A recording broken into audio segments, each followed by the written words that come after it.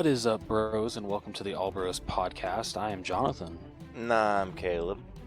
And we are a couple of aspiring filmmakers that love to watch and critique movies, but also enjoy a bit of the nerd life. This week on the podcast, we are once again joined by our, basically, is he officially our third host? Is it? I mean, it's still a fight between him and Vic, right? Pretty much. Okay. It's Well, I heard pretty much he's the third. That's what Caleb said. End of podcast. We're going to end it right here. Go ahead and roll the end credits. We did it, boys. We became the third. Listen, I am all of you. You're me. We're here together. We did it. No one thought it could happen. Nepotism was going to rule the day until DJ showed up and was like, no more. He will be the third host of the All Bros. Guys, I'm really glad to be a permanent fixture now. How's it going? Oh, shit. It's going great. How are you, DJ? At this point, there are some of your listeners that must be like slightly confused. They're like, is this guy? Like, he has legitimately been on a lot of episodes in a row. What, like all 5 of them? Yeah. I'm pretty sure I could like name all 5. Yeah, but 3 of them were like the last 3. True. Well, I think Rose was definitely one of them because like the way that they worded it, that listened to our podcast more than any other. I think Rose listens to ours more than any other. Or do you have another one that's on your... Nope, it's just the Albos. Nailed it. Rose, this is why I love you. Like, you are like, no, I unapologetically listen to only this show because it has my beautiful songbird-like voice on it, and that is it. Exactly. If you want me to listen to your podcast, be on my podcast. I'm not going to listen to yours, but I'm going to hear you. No, listen, I completely get it.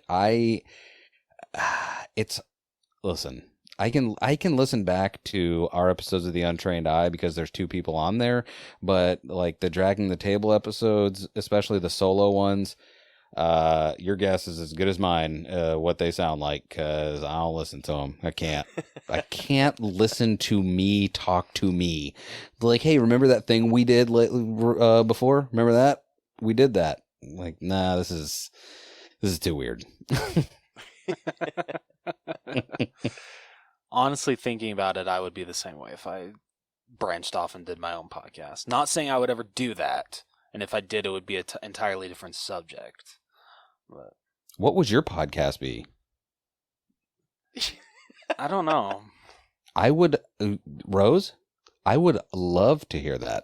If we could get a Christmas bonus episode of the What If Rose had his own show all by himself, what that would be about, I would honestly 1,000% be on board for that. The saddest thing is I actually did put some thought into this, and Caleb's going to kill me for this. It would be literally, I would call it, it'd be about probably John Wayne Gacy. Oh my god. And it'd probably be called like the Gacy Gazette or some shit like that. It's got to have 2 G's in it. And just talking about, just going over how sick of a person he was, and yeah. Please, listen, you can bank it and like think about it for like next like Halloween time or whatever, but I'm telling you, please, I'm begging you do this. Everyone wants this. Everyone listening to this right now wants what you just said. Please do it.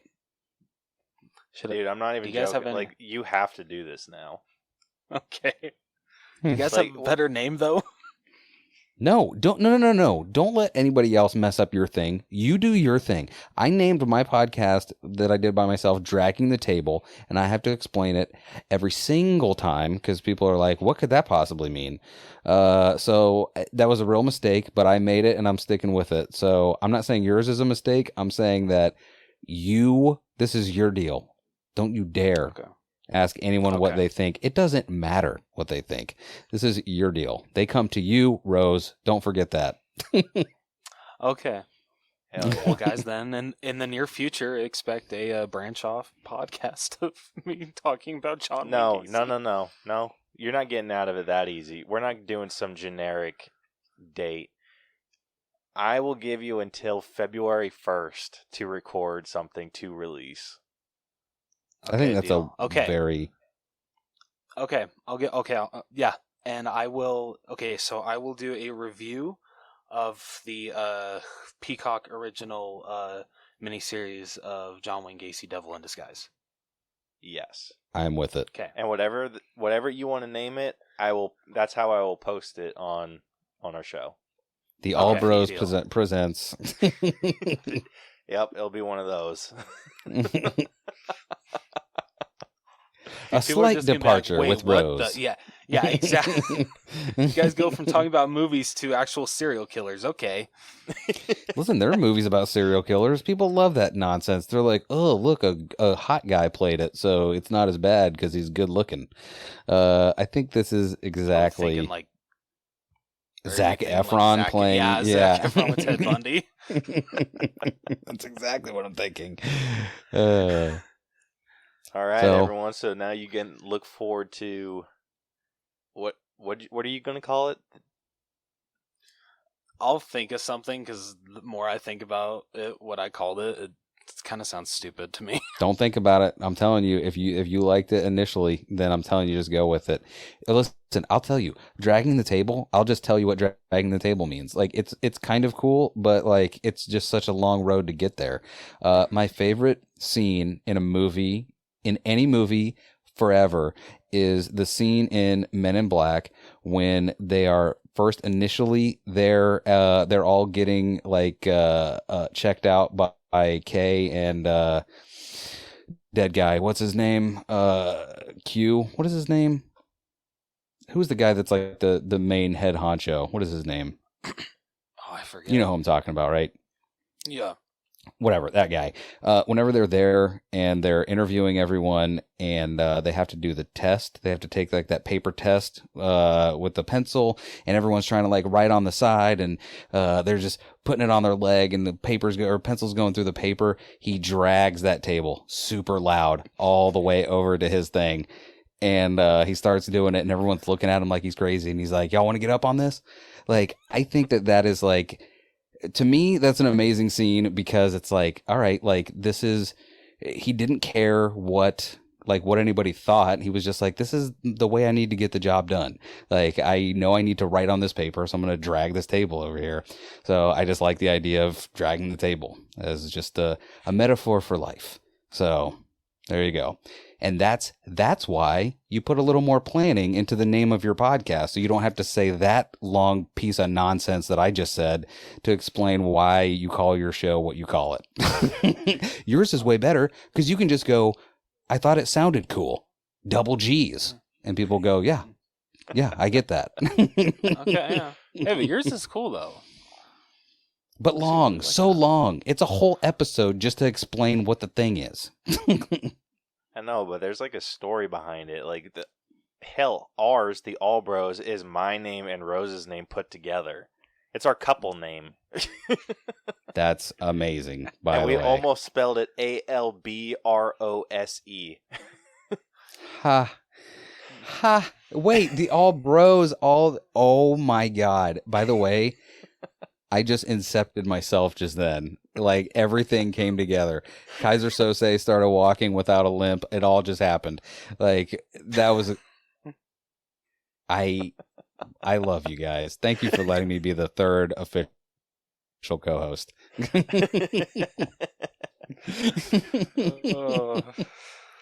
So look forward to Rose's John Wayne Gacy show coming to you early February. You know, we're just going to stick with the Gacy Gazette. There we go. We're going to stick with it. It's a good name. Done. Strong name. Yeah, cool. Yeah, the Gacy Gazette. Yeah, coming to you early February. Yeah. I'll edit it and everything for you if you just want to record it, because I know editing yourself talking by your lonesome can be rough. Okay. Well, thank you. I appreciate it. Okay. Dude, actually, yeah, this is going to work out because I'm going to like break it down each episode. Yeah, dude, I'm actually excited for this. Dude, it can be an ongoing series for all I care. It could. Shit. Dude, Yeah, actually, doesn't I have to just stop. might. Do it. Honestly, yeah, dude, like if you're okay with that, like just like spend like an hour on each episode. Well, not on ours. No, he's Well, saying no, like an hour like- per episode. Yeah, per episode. Yeah, at the end of all the All Bros episode, we'll just put an episode of the Gacy Gazette. What's the big deal? There we go. Make So it a now my 5 hour episodes where we 5 hour talk episode. for yeah. Well, unless I I'm was gonna on, say, then it'll be a Rose, 6-hour episode. Our episodes are already super long. No, just release a 5-part hour-long miniseries, or an hour-long each miniseries. There we go. Doesn't have to 5-hour be, like, limited miniseries, either. hour each. Dude, you can do limited runs. Come on, the potential is endless. This is going to be great. Yeah. Hell yeah. That's what this whole show is for, man. Anything that we want to do. If you want to talk about John Wayne Gacy for 5 hours, like, go ahead. Woo! Sorry guys, I came on here to broker this new podcast deal, and that's all I came here to do. I've made it longer than Vic. I will catch you guys on the Matrix Reloaded next time. All right, see ya. Or I'm sorry, the Matrix Revolution. Sorry, too many Matrix movies. They just all had to have R in the tagline. Can I just tell you something about the Matrix Reloaded to the Matrix Revelations? Like, stop with the amount of too many words, too many syllables, so many syllables. Like, Reloaded, we got it. Okay, we get it. We reloaded back into the Matrix. Revolutions, okay. Are we just hitting nails completely on the head now because we're revolting against the computer? Like, get out of my face. Call it the Matrix 3. Is it Revolutions or is it Revelations? Revolutions is 3. Revelations is 4 because they hate our guts. I thought 4 was super Resurrections. worried. Hey, listen, it's all a biblical allegory. You're right. I'm right. Everybody's right. If it's Resurrections, I'm going to be so mad. Resurrections I'm is like, the fourth. It Yeah, is okay. Resurrections. I thought it was Revelations because I was seriously so deep into the Bible talk that I was like, Revelations, that's right. I know. So I wait, kinda what- like that better. The Matrix Reloaded Revolutions. Yeah. What a freaking... It's too many damn This movie Rs. can't come out fast enough. Dude, I was Anyway, so sorry. concerned. Theaters? I was so concerned. There would have been a huge mistake on something Wait. that I just recently made. Okay, so I did just look. It is Revolutions is 3, Resurrections is 4. It is Resurrections. Okay. Okay. So Yeah, how many heart attacks are you having? No, like none anymore. When you were talking about the third one and you said Revelations, I was like, oh shit.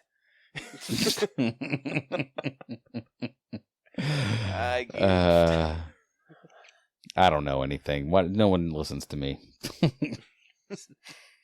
Or at least they shouldn't. Oh, I got real worried, but we're good. So that's an episode for a later date. Sorry about that. Yeah. So this week on the podcast, we will be talking about 4K Spotlight. We got Caleb. I said one movie, right? Yes. Okay. We got one movie to talk about. Oh, and if you guys did want to know if there was anything last week, yes, Who Framed Roger Rabbit came to Ooh. 4K. Very good movie, Alright. by the way. Yeah. Never seen it, but I regret missing out on that steelbook. I'm just saying. Listen to me. I can't be on every episode. You guys should do it. Just you two. You don't need my stupid opinion, but I'm telling you, you guys should for sure watch that movie and talk about it because it is, in a word, wild. Dude, I'm all for it. Yeah, I'm down. Hell yeah. I seriously am very interested to know. It is like one of those movies that it's a crossover movie that happened that like it's as impossible as the Super Mario Brothers movie. Like it almost doesn't make sense that they allowed them to do it. You're like, how is this? This is not something that Disney would be okay with, even in the small slightest. So yeah, I would love to see what you guys think of that movie. All right, sweet. Yeah, I love Yeah, that I'm movie. for that I haven't now. seen it in years, so I'm down. Sweet, cool. Adding it to the so, list. Yeah. So after that, we'll be moving on to Through the Wall, which we have a couple things to talk about. We have a Marvel casting announcement, along with a poster, not a poster tease, but a poster that kind of teases what's to come in a sequel, considering the poster trailer reveal. drops. Yeah, there we go. I beat around the bush way too much with that. Which the first trailer for that movie drops the next day after we record, so the 9th. So by the time this episode releases, you can go check out that trailer. But then after that, we'll be moving on to our special Allbros headliner of the evening, which to celebrate our 200th episode, it will be breaking down the video game Star Wars Jedi Fallen Order. Hells yes. So, gentlemen, what do you say we get started? Let's do it. Yes. I mean, Wootiti. Every day, we're surrounded by media. Books, movies, art, music, games, apps, podcasts, etc., etc. With this constant bombardment, it's easy to miss great media gems in the chaos. But fret not, you've come to the right place, my friend. I'm Jason, and I love media. I invite you to check out the Mixed Media Forest podcast, the podcast where I trudge through the forests of media to find hidden gems for you, the listener. Every episode of Mixed Media Forest is chock full of fun, reviews, nostalgia, positivity, news, rants, stories, and recommendations about all things media. Again, that's the Mixed Media Forest podcast, created on Anchor Podcasting app and available everywhere fine podcasts can be found. Give it a listen. It's what all the cool kids are doing. All right, so this week with 4K Spotlight, I feel one of the biggest movies of this year is coming to 4K, and that is Venom, Let There Be Carnage. DJ, did you go see this one? Okay, so no, I have not, and I am starting to regret this now because I have a bone to pick with everyone who has somehow been convinced that Tom Hardy is a good actor, because I vehemently disagree. But yeah, I know. Everyone, listen. No, I understand.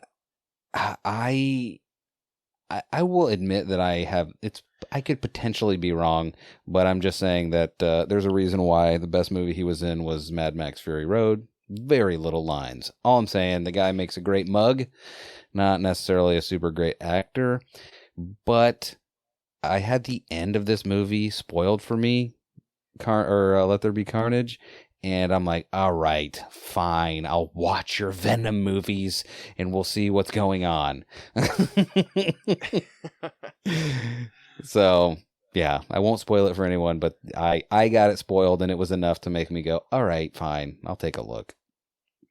Have you We weren't seen the ones The that- Dark Knight Rises? Oh, sorry, Caleb.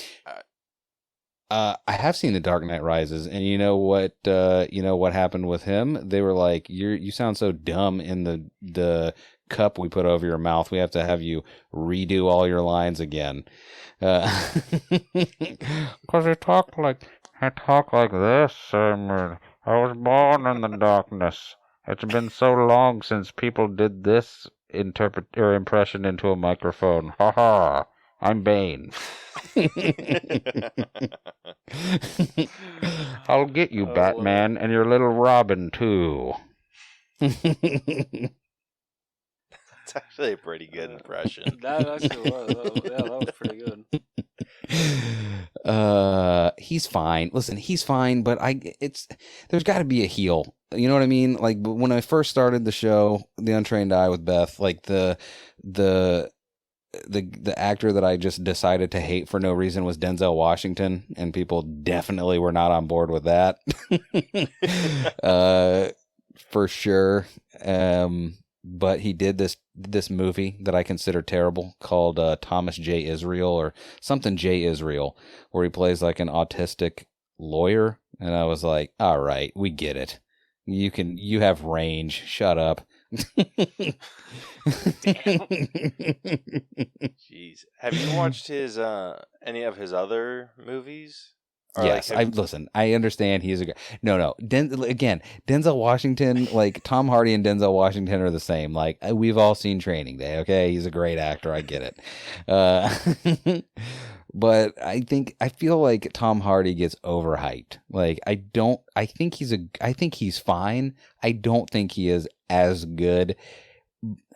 I don't think he's as good as everyone else thinks he does. But this is also with the recognition that I could not act one line in anything as a background actor. So this is not me being like, I understand acting and how it works and I'm real good at it. No, I'm terrible. This is all spoken probably mostly out of jealousy because I didn't get to be in Mad Max Fury Road, but it is what it is. He's terrible.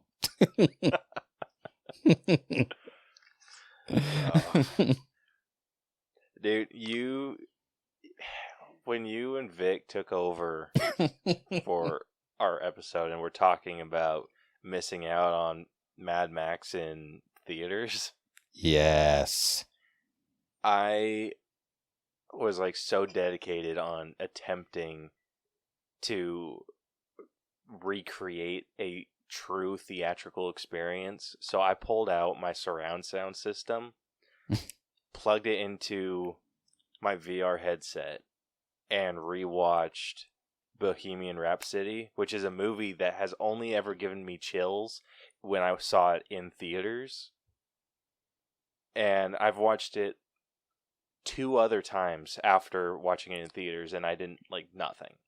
Like no chills or anything. Rewatching it with the surround sound in like what I was viewing as a theatrical experience, I got chills again. I'm telling you, that was a really good pick from Vic. Like that, really did not expect that when I asked him that question because I just expected it to be another action movie too. But that, like, in his justification was very, like, it made perfect sense. He's like, dude, that is how you're supposed to see it. Like, you're supposed to see it in a theater with big booming surround sound, and it's supposed to sound amazing and look amazing. And yeah, can't argue that. Yeah. So, I mean, hell, if you just add surround sound to it, which I had, like, you don't even need like a good surround sound. I have like a surround sound system that my dad had on his old computer from like 2000. Wow. And it still was just like, it was just booming and like, oh, so great. That's amazing. So just in case anyone needs to be sold on on a headset. Oh yeah, you need to be sold on surround sound. Check out speakers; they're great. Yeah, you don't even need Don't like. worry, we're not paid by Oculus. Yeah, I know. With how much I go on about them, we probably should be. Yeah, dude, straight up. I mean, reach out. Like I think the worst they can say is no. He's not wrong. Or just not answer you. It's probably going to be the second one. It's like, hey, I talk about this borderline weekly to at least 5 people. Come on. I will say this. That's hilarious. Yeah, and now that we've got all this crossover power, it's up to 6.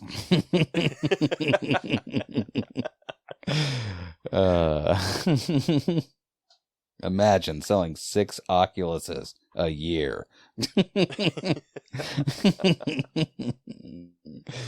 All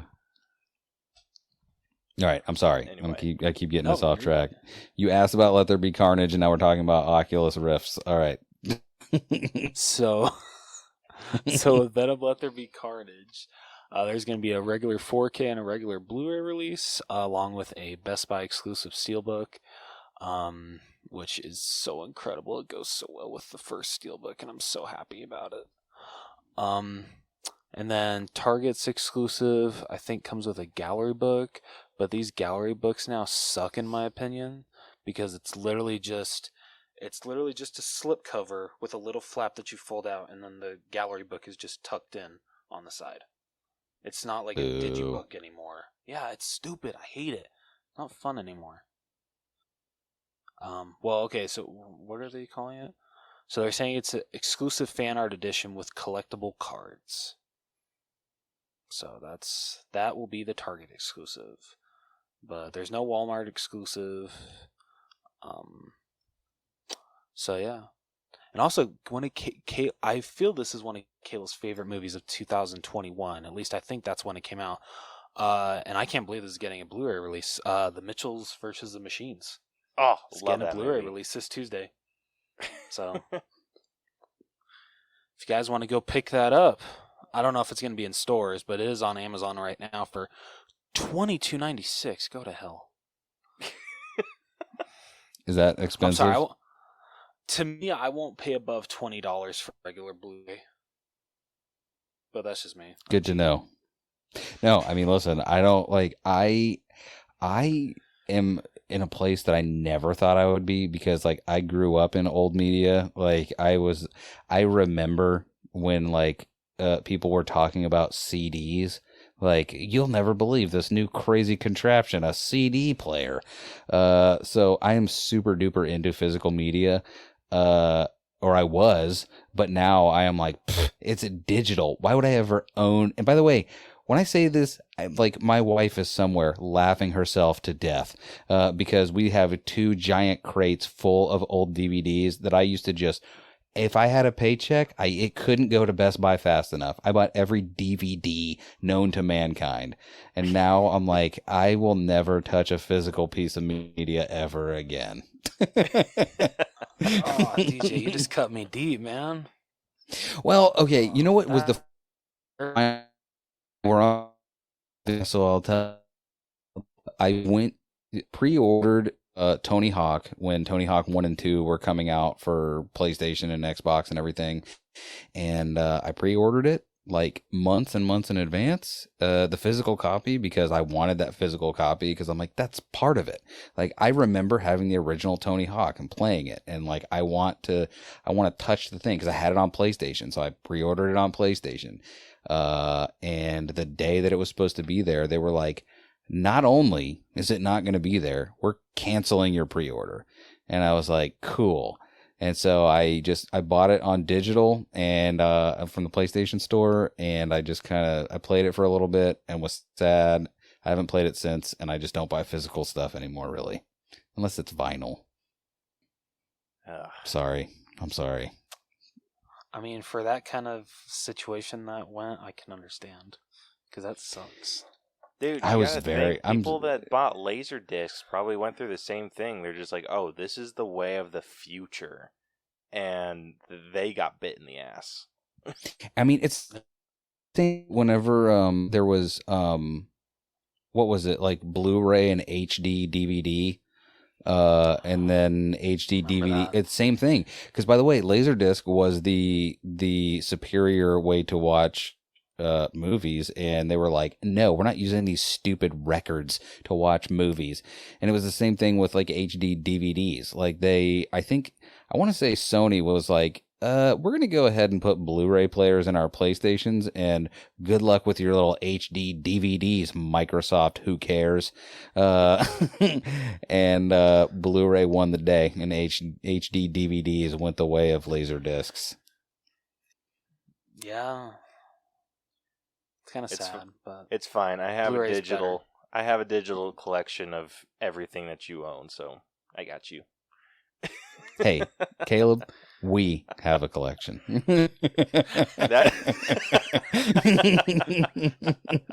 All I'm saying is, the day that physical media dies, for the most part, Caleb's digital collection dies. Dude, I hate tea, but the day that happens, I will be sipping some tea. It's none of my business. Oh, shit. But yeah, so if you guys want to get Venom, Let There Be Carnage, comes out tomorrow, technically, when this episode releases. So get that steelbook, get that shitty digibook from Target, whatever you guys want. Do it. So, dude, all the shade. I know, right? They just suck so bad now. I hate it. I haven't. I used to, if I really liked the digibook on like some Marvel movies, I would double dip. But now I'm just like, nah, it looks like garbage. Oh, jeez. But anyway, moving on to a happier note, let's move on to Through the Wall, where we got some awesome MCU casting announcement, and it has been confirmed that Charlie Cox will once again play Daredevil / Matt Murdock in the MCU.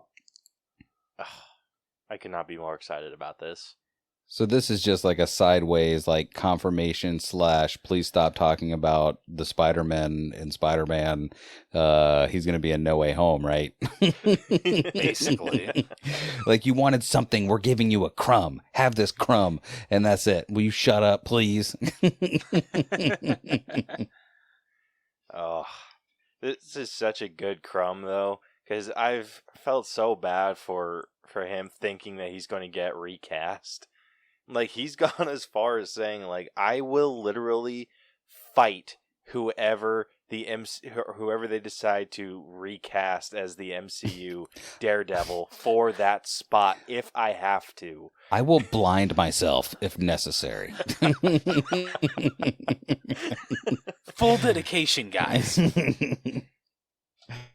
I mean, listen, I have not. Well, are those Netflix Marvel stuff? Is that still on Netflix? Because I know they took it off at some point. Oh, I do not know. Yeah, that's a great question. I don't know either. Because I would like to go back and revisit those. Because that Daredevil, like, I don't know if it's going to necessarily be quite as good as it was the first time. Now that we've seen all that we've seen, like, not even just in the MCU, but just for superhero or just sci-fi shows in general. I don't know if it will hold up the same way, but like, I think all the acting and stuff will. Like him and Foggy and old what's her face that I can't remember ever. What is her name in that show? Blonde True Blood lady. Yeah, I know who you're you all talking know. about. I did not. I actually care don't for know. her. Do what? I didn't like her, like, at all. Really? Yeah. I think maybe I did like her because I knew her from True Blood. Like, she was one of the better actresses in that show.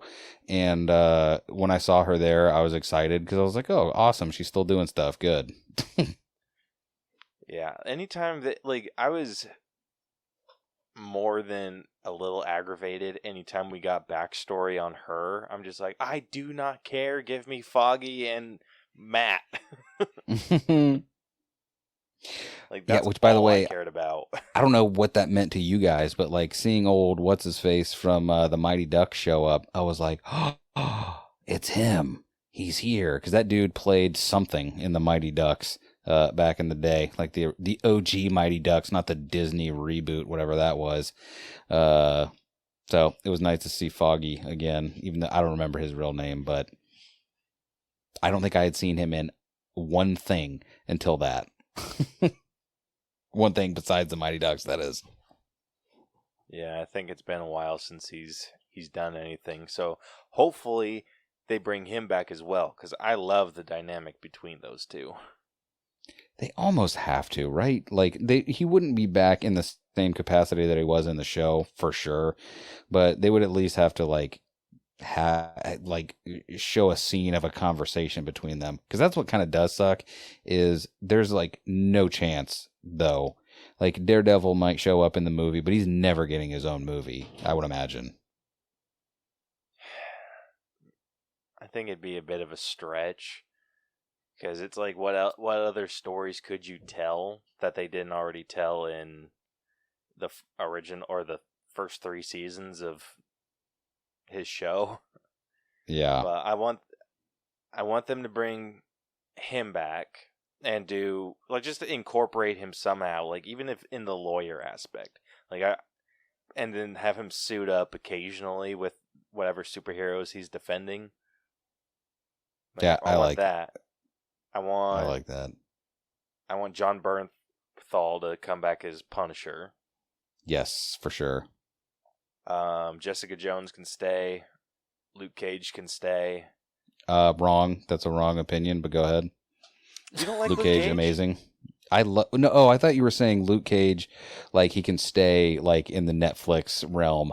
Yeah. No, he can stay like in the universe. Oh yeah, we all know the only person you're gonna say can go to the toilet. It's old Iron Fist. And that sucks because Iron Fist is such a cool character. By the way, that was my introduction. Sorry.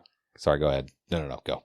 No, you're good. No, I was going to say, even though I've never seen Iron Fist, I feel like guy deserves so much slack because I don't know if you guys saw, but when it came to like the fighting choreography and everything for those episodes, he literally only had, I think they like he had his training, but when it came to the actual fighting choreography for a certain episode, he literally only had like maybe like a couple hours before the episode started recording to actually get it down. It barely had very any much shows time to practice. Listen, so I feel bad for the guy. That sucks. It sucks for him, but that the fighting didn't look as good as it could have. That wasn't the biggest problem with the show. Nope. Okay, well, it was up there. But yeah, they can I don't know. Listen, like, that was because I really like the actor. I really like the actor. I think he does great work. He just wasn't given great material. Okay, listen. I just heard someone talking today that like you don't know if it's the actor that can't act or the director that can't direct or the script that's not good and a combination of all those things. But like, listen to me when I tell you this. Iron Fist was mine, and I imagine a lot of people's like introduction to Iron Fist. And no thanks. I'll take a new one. We can try again. We can zap him into the multiverse and start with a new one. That's fair. But I will say, like, the stuff that I've seen that actor in before Iron Fist has been pretty good. So I'm pretty sure it was material given. Can I ask you guys a question that you may or may not have an answer to? Like, this may be a really easy answer, or this may be like one that someone listening is going to be like, how could you not know this? I'm a super comic book nerd. When Thanos snapped and half of everything went away, did that just happen only in our little averse, or did that happen in all the multiverses? Have you watched What If yet? I have watched the first episode still. My answer spoils it. Okay, never mind then. I feel like you still spoiled it by saying that, but it's okay. Well, okay, what answer are you okay hearing? Either one. Either one is fine. I honestly never thought about it until the moment that I just talked about Iron Fist disappearing into the multiverse. I was like, oh, maybe he did. Maybe he did get snapped away. Okay, then here's the answer. There is a set of Infinity Stones for every universe. And those Infinity Stones only work in said universe. Okay, I think that solves a lot of problems then. That's good. Because how crazy would that be if you're in one of those other multiverses and half the people start disappearing and you're like, huh? Yeah, Thanos how do I in fix another this? universe is just like, well, I guess I don't need to do my job. Yeah, didn't even need to lift a finger. This is great. I was right. Yeah, he's on his home on Titan, and he's just like he's starting to like bring it up to like his buddy, and he's like, you know, what would be like a really great idea. And then his buddy disappears, and then he realizes half of all life is on or disappears, and he's like, knew it. But I mean, listen, I'm sure this discussion has been had, but there had to have been like whole planets that didn't know anything happened, right? Because was it half of life just across the universe, or was it half the life everywhere life was? Because theoretically, you would think that unless it was like half the life on every planet individually, then there could have been at least a handful of planets that were just like going up, like they never knew anyone got snapped away. They never knew anyone got snapped back. They were just like, tra-la-la-la-la, I'm just living my life. That's a good question, because it seemed like Thanos had only ever traveled like before to like when he was just doing it all by hand. Mm-hmm. Manually. Manually. It seemed like he only went to places that were overpopulated. So, well, I guess, and the Stones would know his intention, so maybe it was that. So maybe it wasn't just random. Maybe it was like, this is what I specifically would want, even though I haven't visited every planet. This is what I would want. So maybe that is the case. Mystery solved. Yeah, but then there's also that argument about what he did to the dwarf in the one that forged the Infinity Gauntlet Mm-hmm. by killing basically all of the other dwarves except for him. And some people were saying that since he's a dwarf, he like has like an extended life period, so maybe there's just like a grading curve, like, oh, killing all of them is kind of like equals out to like letting half of them live. Listen, on a long enough timeline, if you try and like make sense of a madman, you're gonna run into a few inconsistencies. Yeah. By the way, if everything was perfectly balanced, like there's no reason why he should have saved Gamora. Like he just happened to be like, "Oh, you're cool. I can show you this cool little knife I got. Come with me, little kid." Yeah. Freaking love that series, dude. I could talk about it for days. But we're talking about new Marvel, or sorry, old Marvel, Star Wars. Yes. So anyway, pretty excited that Charlie Cox is staying. So hopefully, for sure, we get some more people that stay. Yeah, maybe like they his old newspaper boss back life. When they killed that dude in the show, I was like, why are we even here? What are we doing? Why are you killing this guy? This one that shouldn't have done. Why'd you kill him? His boss at the newspaper, or was it boss, or was it no? It was her boss. The girl who you like. That is when I was like, let's kill the girl, not the guy. He was there. Anyway, sorry. I probably should IMDb this. Like, worst case, I hope we at least get to keep Punisher as well.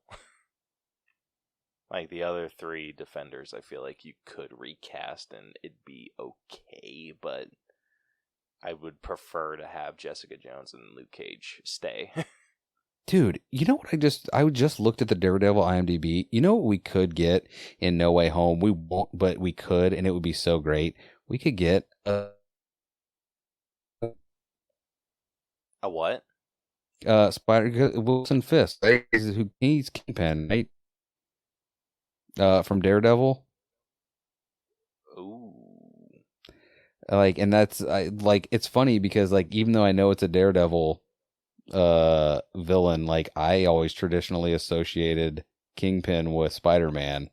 So if they're bringing Matt Murdock back, then maybe they'll bring what's his face, Vincent D'Onofrio back as Kingpin. That would be pretty awesome. Well, he's rumored to be in the Hawkeye, right? Yeah, they're saying episode 5 of Hawkeye is supposed to blow up the internet, so they're speculating that's why. It's going to be Vincent D'Onofrio's return as Kingpin. Dude, I'm telling you right now, that would be amazing. It would, absolutely. Yeah, and I'm pretty sure if we don't get Matt Murdock in No Way Home, I'm pretty sure we're going to see him in She-Hulk.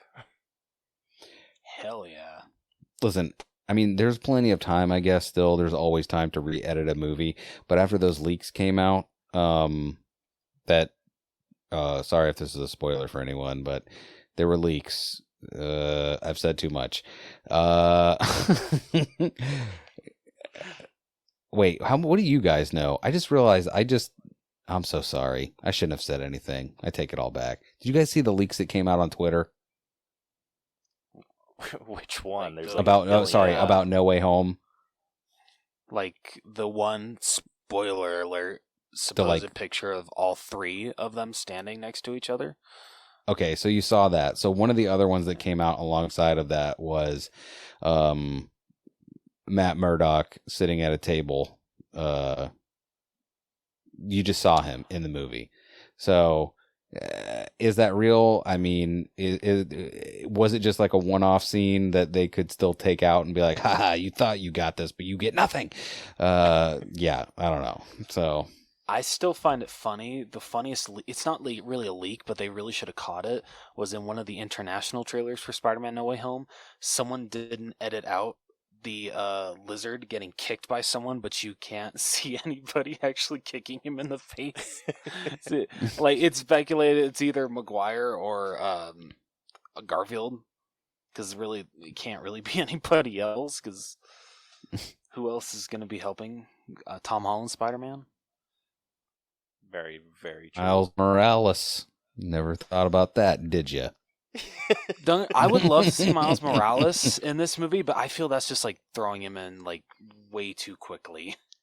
It's like, that's just well, like too abrupt spoiler for me. alert. One of his abilities is turning invisible, so Shit, that's a good point. It was Miles Morales. We're here, guys. We're breaking it here first. It was Miles Morales. You're welcome.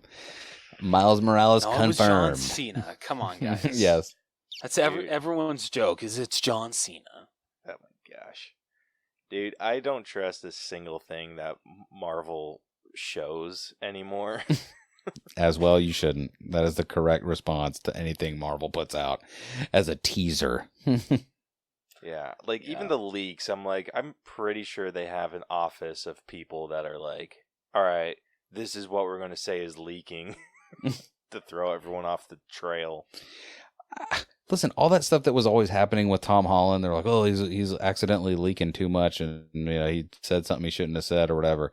I don't buy any of that. Like, there is just too much money wrapped up in this. There's no way that this kid doesn't understand the opportunity that is ahead of him to be basically the next Tony Stark of the MCU, that he's just going to be all willy-nilly with information. No. Like, you're an excitable little kid. That's what you play on the movies. So you just seem excitable. You're like, oh, I accidentally saw the script. Shut up. Like, you... There's just too much money at play for me to believe that he just gets away with stuff sometimes. Yeah. But, yeah. If anyone, just trusts Marvel at face value, you're living in a fantasy. Because I have a pop figure that is just a testament to my lack of trust in the Marvel universe. Go on. Okay, I think I'm guessing the right one here. Is it the damn Hulk well and the Hulkbuster? Yes, it absolutely is the Hulk. Is that one worth more because it didn't actually happen? I don't know. That'd be so funny. Wait, I'm gonna look right now. I have a Grail Hunter app on my phone. Is it just, what is it called? Is it just called Hulkbuster? That is what the figure was called. It was just the Hulkbuster, but it was Hulk bursting out of the Hulkbuster. Oh, dude, that's worth $38, my friend. Oh snap! So there you go. How much did you pay for it? 25. There you go. Oh, so not that much profit. No, Still not no much. Profit. That's true. Okay, that's true. Yeah, but you got to think, I took him out of the box, and I do not currently own the box for that anymore, so the profit. Wait, are you? half. I mean, this would only make sense, right? But you not only take him out of the box, but you throw the boxes away too, huh? I'm just saying, I can see that, but do you throw the boxes away? Yes, I do throw the boxes away. For the people at home, he gestured to his very his menagerie of Funko Pops behind him. I was really hoping Caleb was just going to turn around and be like, yeah, you're a true psychopath. Soon, Rose is going to do an episode of the what is it? The Gacy Gazette on Caleb.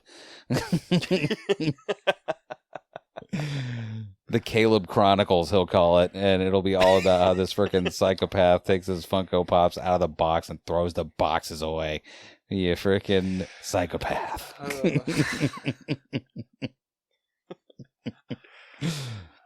Oh, shit. You want to know something that's like a little bit weirder? I actually do keep all the boxes. I keep the sides of the boxes that I think are cool. That's hilarious. That Actually cool. is hilarious. Only because I imagine them being like traded you know what's funny is if Funko wanted people to that's what Funko could do. If they really wanted to screw with people really bad, they could make like the sides like you were showing, like how it just has the character, they could make like that like perforated, so they could be like trading cards, be like, oh yeah, you can just take them off and you can trade the cards and that's worth something. So do you want to take it apart and ruin the box, or do you want to keep the box? We can make the cards worth something too. It's funny that you bring that up because Funko actually got into the trading card game, but they were just all digital. Yes, I saw that. They're those freaking shiesty NFT freaking dorks. Shut up and just sell a freaking piece of plastic. Stop trying to sell code, you freaks. I agree. The Like, fact are that you they sold out. How great? By the way, I was in the running for one of those and I didn't get it. But the fact that you're already selling pieces of plastic. Listen, you know, my goal before I die is to have one of everything that's popular, and I have to, before I die, get one NFT. Okay, but now I have to figure out how to get a freaking crypto wallet and convert money to Bitcoin to Ethereum to give a 0.006 Ethereum to somebody so I can have one NFT. Like, enough. I don't care that much, but I will have an NFT before I die. Oh shit! I could So just- stupid. One of these days, I'm just going to convert all of our episode art into NFTs and just gift you all the ones that you were guested on. Dude, I would sell those and I would cut you in for a amount of the profit.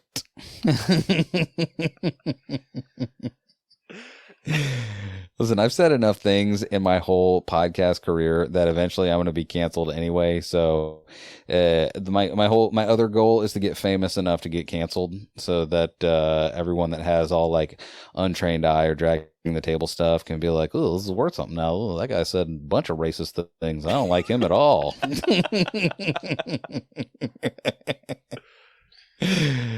I promise, guys, I'm not racist.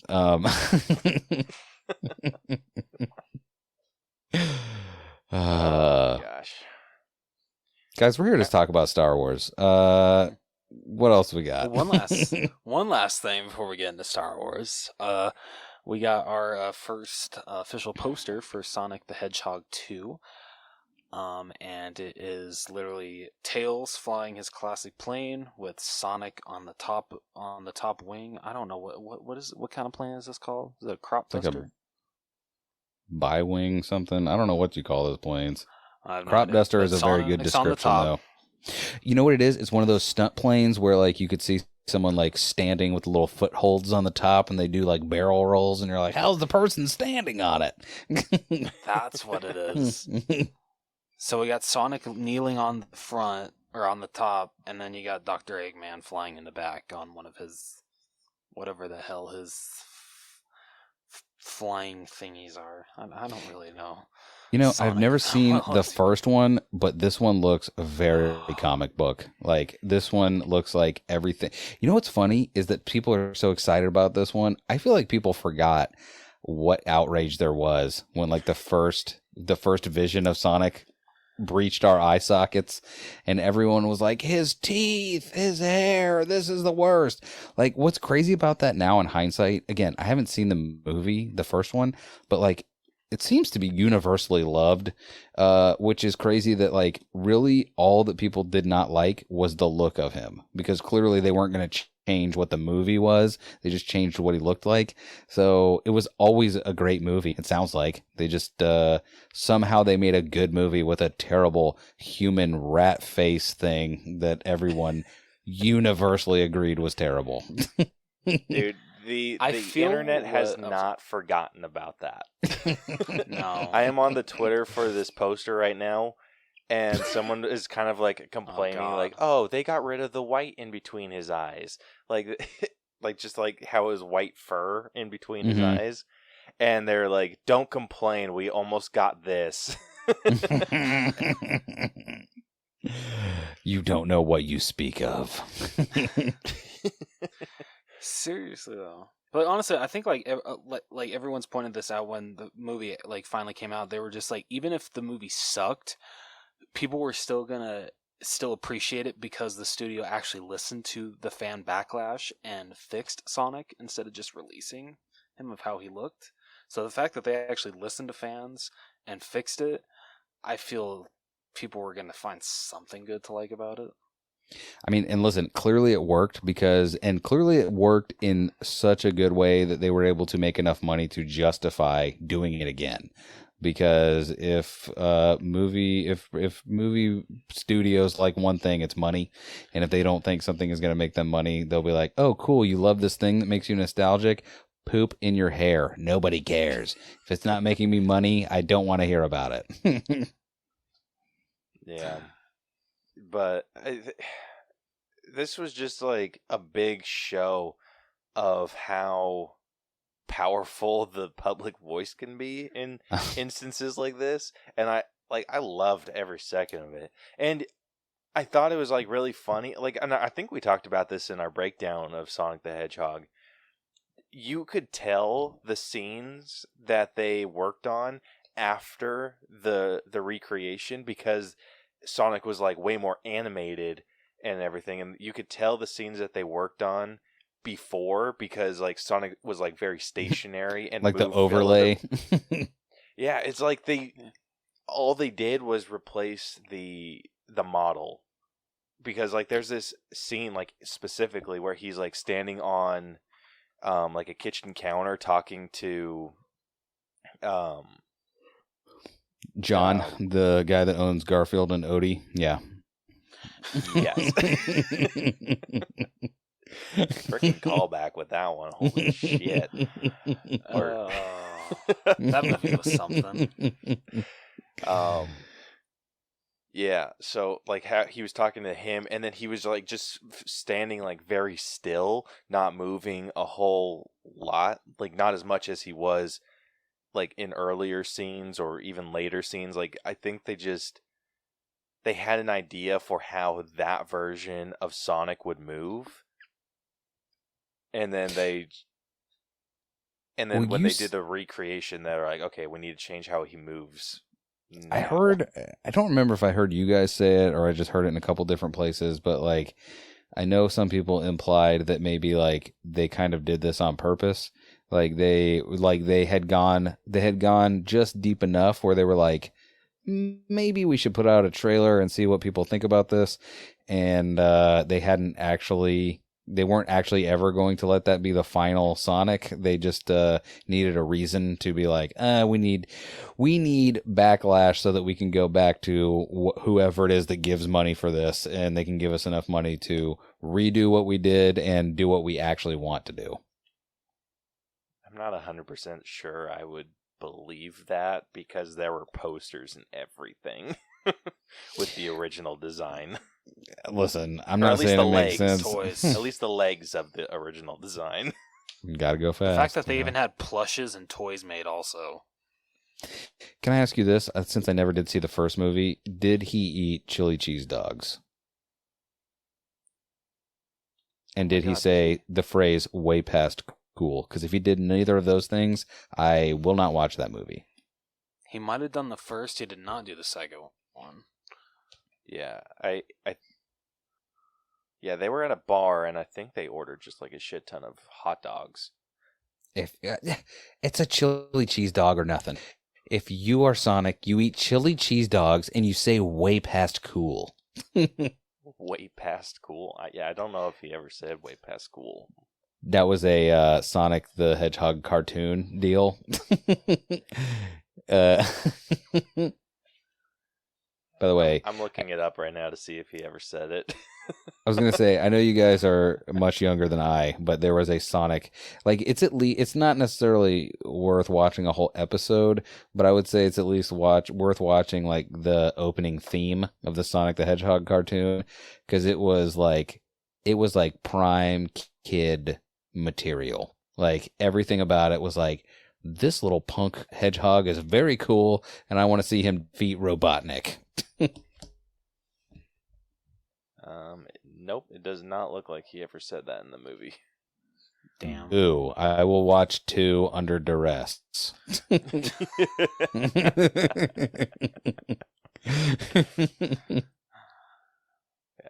it was worth it. So I'm super excited to see what we're going to get tomorrow, because hopefully, fingers crossed, we get to see Knuckles in action. Yeah. You just same leave here. him. That's what I'm looking forward to. Just leave some space to put in your thoughts, so you can just add that in later. Like, hey, we are on the bleeding edge of movies. We thought the trailer was cool or not. Wait, everyone do it right now, and you just add in the thing later, Caleb. I thought the trailer was... Now you say it, Rose. I thought the trailer was... And I thought the trailer was... And you decide later, Caleb, what we all thought. And take that part that I just said out. Dude, just watch. I'm going to forget about this. We're just gonna be, wait, what? Where is it? Where's your reaction? I don't know what's worse, me forgetting that to do that or actually doing it.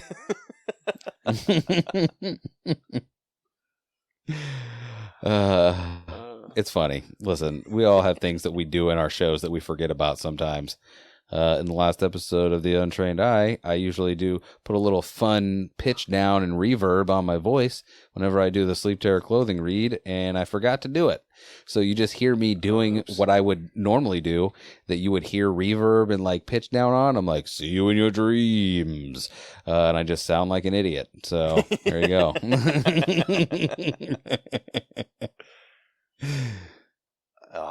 That's the next thing I want to get into. I want to try and find like voice modifications. Like, listen, I'm sure that what's it called? Audacity has plugins that I've never delved into, but listen, you get a weekly episode. I mean, pay me if you want me to do extra.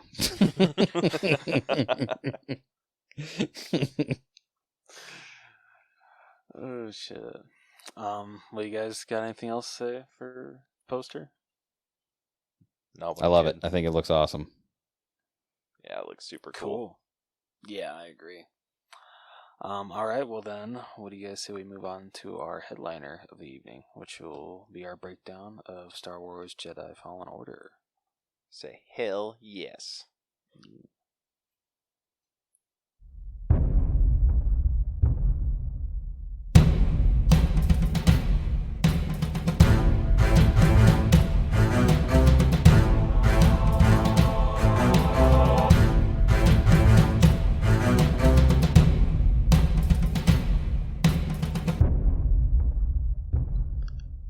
All right, so for this week's All Bros headliner, in honor of our 200th episode, as you guys know, every 50 episodes we will be breaking down a video game. So with 50 we did Spider-Man, 100 we did Red Dead Redemption 2, 150 we did Marvel's Avengers, and now we're here at 200 where we will be breaking down Star Wars Jedi Fallen Order. Or I'm sorry, it's called Star Wars Jedi Fallen Order. I think it works either way. Yeah, fair enough. Star Wars Jedi Fallen Order. These are the stories of Jedi. Sorry, go ahead, Rose.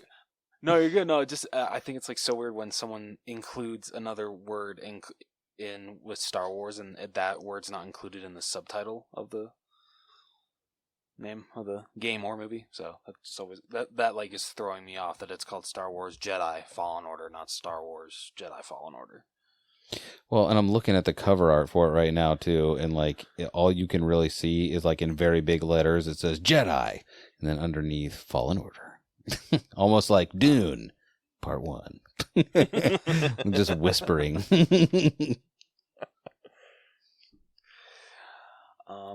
All right, Caleb, would you like to... Well, because I suck so much, I forgot to post the question of the week. Bruh. What was going to be the question? Dude. Yeah, what was it again? Did you even... I'm mad at What's you now. your kyber crystal color? No, well... Okay, Was that that the was question? that had a little... It was part of the question. Purple is the answer. It's the only correct answer anyway. Yes. No, so the question I came up with was, what would your lightsaber look like? Like blade color, if it would have multi-blades, if you could describe the handle at all, if you wanted to, or just describe what your personal lightsaber would look like. Rose? Okay, who wants to go for... Okay, this has always been mine since I was a kid. I'm sorry, I'm just going to copy someone's. Obi-Wan Kenobi's from Episode 3. Handle and all. I love it so much. Mine would be some kind of like riff on Excalibur, but with a it would be a purple blade or a purple whatever. It would be colored purple. But yeah, but instead of like how Kylo Ren had like the little bzz coming out the side, like it would just be like an actual hilt. Like it wouldn't be like little extra stuff coming off. It would be a single blade, but it would look shockingly like Excalibur, I think. I like it. So mine is like what I would love was a like the Obi-Wan hilt, but instead of like the top that he has, have like the top for the dark saber, and have the dark saber shape, but have it be blue. Ooh, That's good. Man, the Darksaber. Can we just take a moment to say that Mandalorian, thank you, Mandalorian, for bringing the Darksaber to real life. Oh, my God. Guys, go watch The Mandalorian. Especially Rose, considering he hasn't finished season 2. Well, I'm actually kind of jealous of you. Because I would like to watch that whole... I would like to watch that with fresh eyes all over again, because that was so good. I just feel bad. Like I like. Don't get me wrong. I really like it, but I don't know. I'm just not getting into it. I feel as like everybody else is. It's good. I like it. You need to watch Clone Wars, because I wasn't super into. Like, I started watching Clone Wars because of the first season of Mandalorian. And I thought, like, watching Clone Wars with my child was a good option to do, other than, like, any other adult-based show that I wanted to watch. And I got super into Star Wars, and so, like, the whole Darksaber... All I'm saying is, don't buy Iris a lightsaber anytime soon, because she's probably going to think that that's actually going to cut through something. She's going to keep hitting you until something happens. Dude, That's if fair. you don't want to take on the daunting task of going straight into the Clone Wars, start with Rebels. Rebels, in my opinion, is actually because I don't know, maybe because it's so much more brief than the Clone Wars, is actually I enjoy it more than the Clone Wars, even though the Clone Wars gives way more context to what we're seeing now. Like so. I'll just say this, because this isn't a super big spoiler, but how far have you gotten in season 2 of The Mandalorian? Have you gotten to where the Baby Yoda has been named? No. Honestly, Caleb, did we start season 2 when I was still in Georgia? Yes, we did, and I was just going to ask you that. Like, did you watch anything that's where I left after off. you... Nope. He got into the second episode. So I'm just going to say this, because there is the we need to talk about this game, because the game and the Fallen Order and the Mandalorian, the thing that they share, I think, is that they're both stories that exist outside of like the main movies, that you don't really need to have seen anything else to enjoy them, in my opinion. Like, it's this thing that you can watch it and it can get you interested to be like, ooh, I want to watch Return of the Jedi again. I want to watch some more of the Clone Wars to understand who this character is. I want to watch some more of Rebels to understand who this character is. And like, there is something that, I don't know. I don't want to spoil it by telling you who says it, but like, so there's a line that's said by a certain dual wielding a certain dual wielding lightsaber. I'm sure that's the correct way of saying it. But they say they talk about people going to the dark side, and I've seen this kind of thing before, or I've seen this kind of thing happen before. And when this character says that line, if you just hear it, you're like, oh, I mean, it's just making a passing reference about there's a dark side of the Force. But when you know why this person is saying it, because if you have the backstory of who this person is, like, it makes that moment so much sadder and so much more like this person really knows what they're talking about, and there is no way for them to even explain it to who they are trying to get that information to. I know this was very cryptic and probably didn't make a lot of sense, but I knew exactly what you were talking about and could not agree more. There's just things that, like, things like The Mandalorian and this game we're about to talk about is what makes me so aggravated by the sequel trilogy. But it kind of gives me hope, because here's the thing. The prequel trilogy was really, like, people hated it for a long time. And I was even part of that for a little bit, but now I have grown into a prequel apologist. And part of it is because it has spun into like such good things like the Clone Wars, the Bad Batch, Rebels, the Mandalorian, all that stuff, like, really happened because the prequels existed. So who is to say that, years from now, we're not going to have cool stuff spin off from the sequel trilogies? I don't see how that could happen, but no one could see it in the prequels either. So who knows? But that was a long way of saying, please, for the love of God, watch Mandalorian. Okay. I mean, well, This is DJ, more don't you important want than these- This is more important than the Avatar thing, okay? Just put Avatar Last Okay. Airbender down for a minute. It's just a handful of episodes. Just do it. Okay, deal. Okay, deal. Yeah, like you freaking hit everything on the head with that one.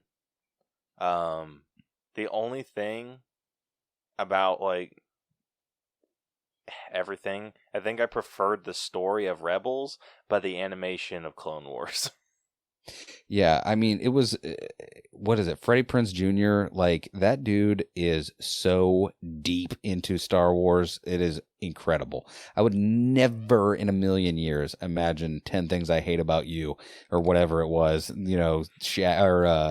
Fred from Scooby-Doo was going to be the guy that was like, was going to be like super deep into, but he is, God, freaking, let's talk about this game, please. All right. So for those of you who have not been with us, with our previous video game breakdowns, we split video games into 10 different categories that we individually score to come to a final All Bros and Untrained Eye letter grade. The 10 categories that we are going to score are story, writing, voice acting, character development, graphics, music, gameplay, main missions, side quests, and then give it our own personal grade at the very end. Then all of that magic will get added up. and spit out our letter grade. So, Yeah. with that, if you have not played Star Wars Jedi Fallen Order, please do yourself the service of playing it before listening to this. Get ready for me to butcher some names, because I'm just going to let you guys know that right now. This is not. What do you mean? Star Wars is known for having just names. There's just Mike and Jerry and Elizabeth. What are you talking about? This isn't Dune. Oh, man. All right. So, 5 years after the Great Jedi Purge and the Galactic Republic's conversion into the Galactic Empire, former Jedi Padawan Cal Kestis is hiding on the planet Bracca, where he works as a scrapper salvaging ships from the Clone Wars and is hiding his Force abilities. After Cal is recorded by an Imperial probe droid while using the Force to save his friend Prof, 2 Inquisitors, known as the Second Sister and the Ninth Sister, are sent to investigate. After the Second Sister kills Prof for speaking up against the Empire, Cal makes his escape, briefly engaging in a duel with the Second Sister before he's rescued by former Jedi Knight Sir. Is that how you say her name? Is it Sir? Seer? Now that you said that, Sir.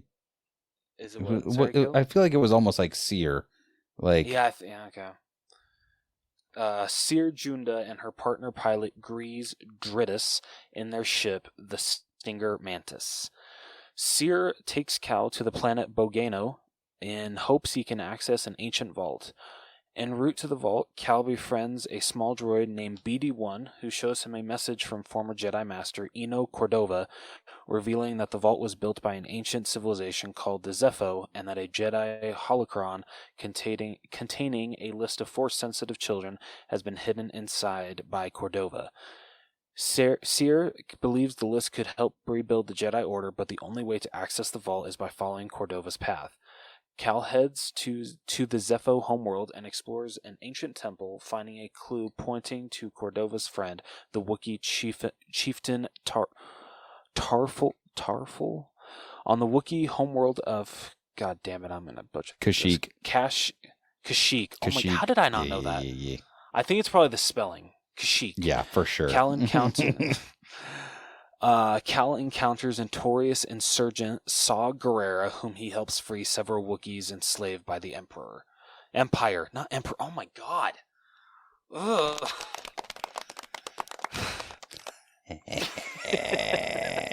Screw you, Caleb. Got him. Very good, sir. Unable to find Tarful, Cal returns to Zepho to find more clues regarding the vault, but is ambushed by the Second Sister, who reveals herself as Trilla Siduri, Seer's former Padawan. She explains that she was captured by the Empire after Seer betrayed her hidden location under torture, and warns Cal that Seer will inevitably betray him once they find the holocron.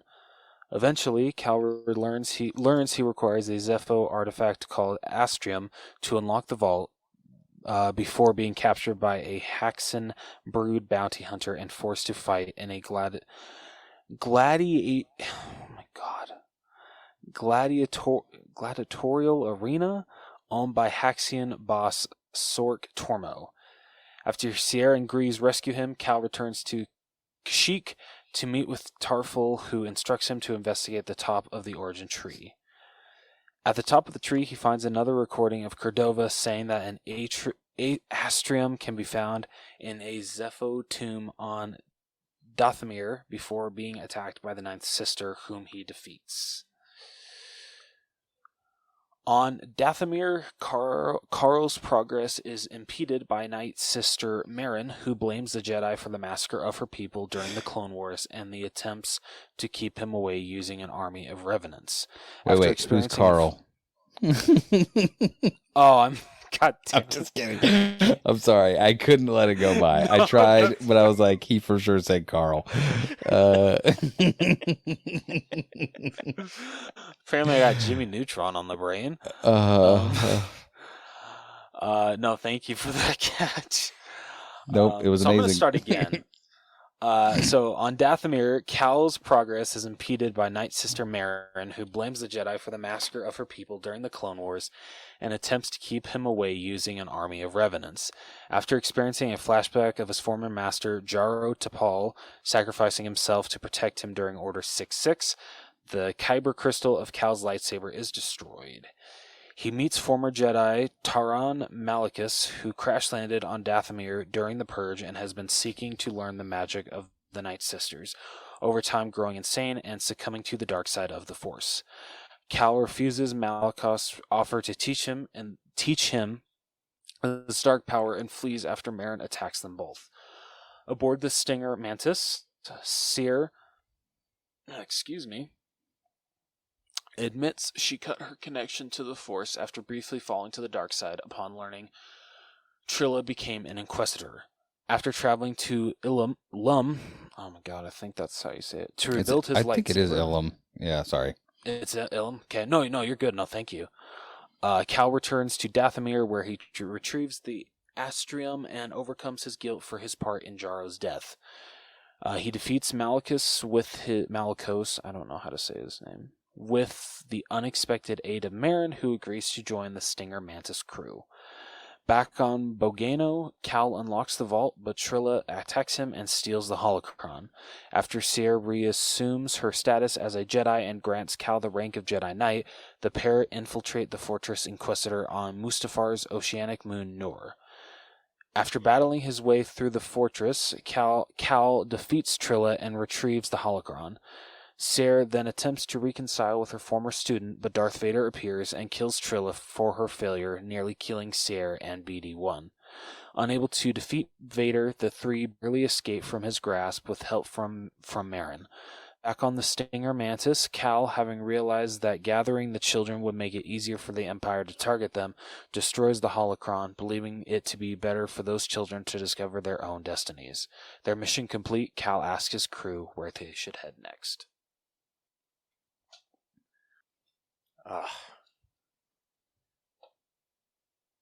This was such a well done story.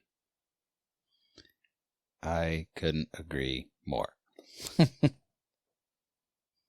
I loved, one of the big things, I love that this is considered canon within the Star Wars universe.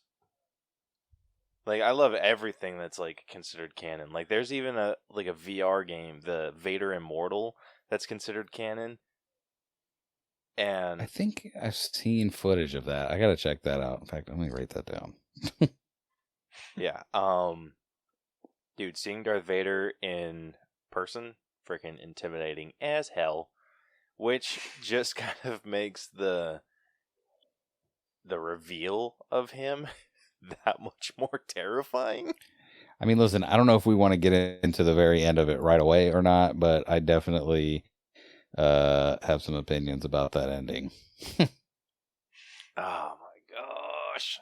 I mean, listen, we can start at the beginning because it's whoever, that's the thing. Whoever wrote this, they should be given whatever award you get for writing amazing video games, because that, you were sold on Cal and his buddy immediately. You know what I mean? They're working on this. Absolutely. They're working at this basically giant salvage yard. And I don't know. It's sold immediately that you like Cal, you want to be on his side. You want him to be able to protect his buddy, and you're just in right away. Yeah. The way that they established that relationship was so good. And I love that they kind of push this thing where his friend, what was his name, Prof? Yes. Yeah, I love how Pretty sure that's his name. They had him kind of push Cal towards who he was supposed to be. Prof knew that he was meant for more than working in a junkyard. Mm-hmm. And pushed him to his destiny as becoming a Jedi Knight. And I feel it worked so freaking well. Well, yeah, it was cool because I mean, listen, it's like a easy trope, but it's funny when I like when they work really well because it does the thing. Like it's formulaic in the sense that I gotta hide, I can't pretend, I can't be a force guy because that would get me in trouble. Oh no, my buddy is falling and he is going to die. I have to reach out and grab him with the force to make sure that my bud doesn't die. Yeah.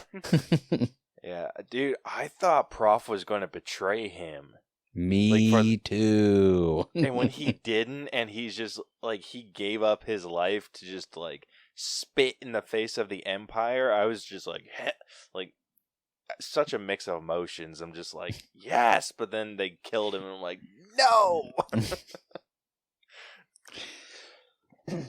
But he was killed in kind of a cool way by the second sister. That is absolutely true as well. What was her line? Well, yeah, of course. And then just backhanded with her lightsaber right into his gut. Oh. So wait, I gotta know. When did you guys? Had you guys ever played this game before? And when did you guys how long ago did you finish the game? Ooh. I finished it about 2 weeks ago.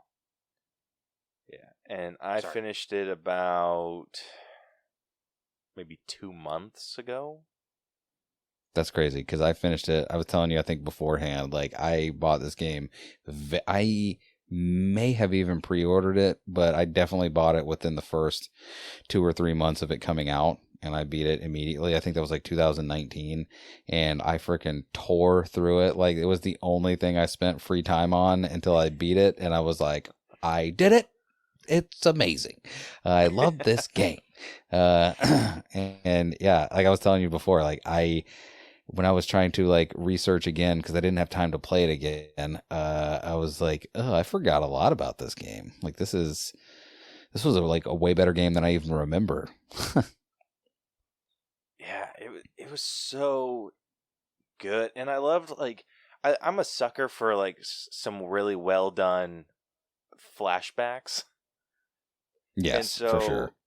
Getting the flashbacks anytime he was about to learn a new ability, I just loved, and I loved how just seamless it tied into the whole backstory of what happened to him during Order 66, him and his master, and just learning why he kind of separated himself from the Force for so long.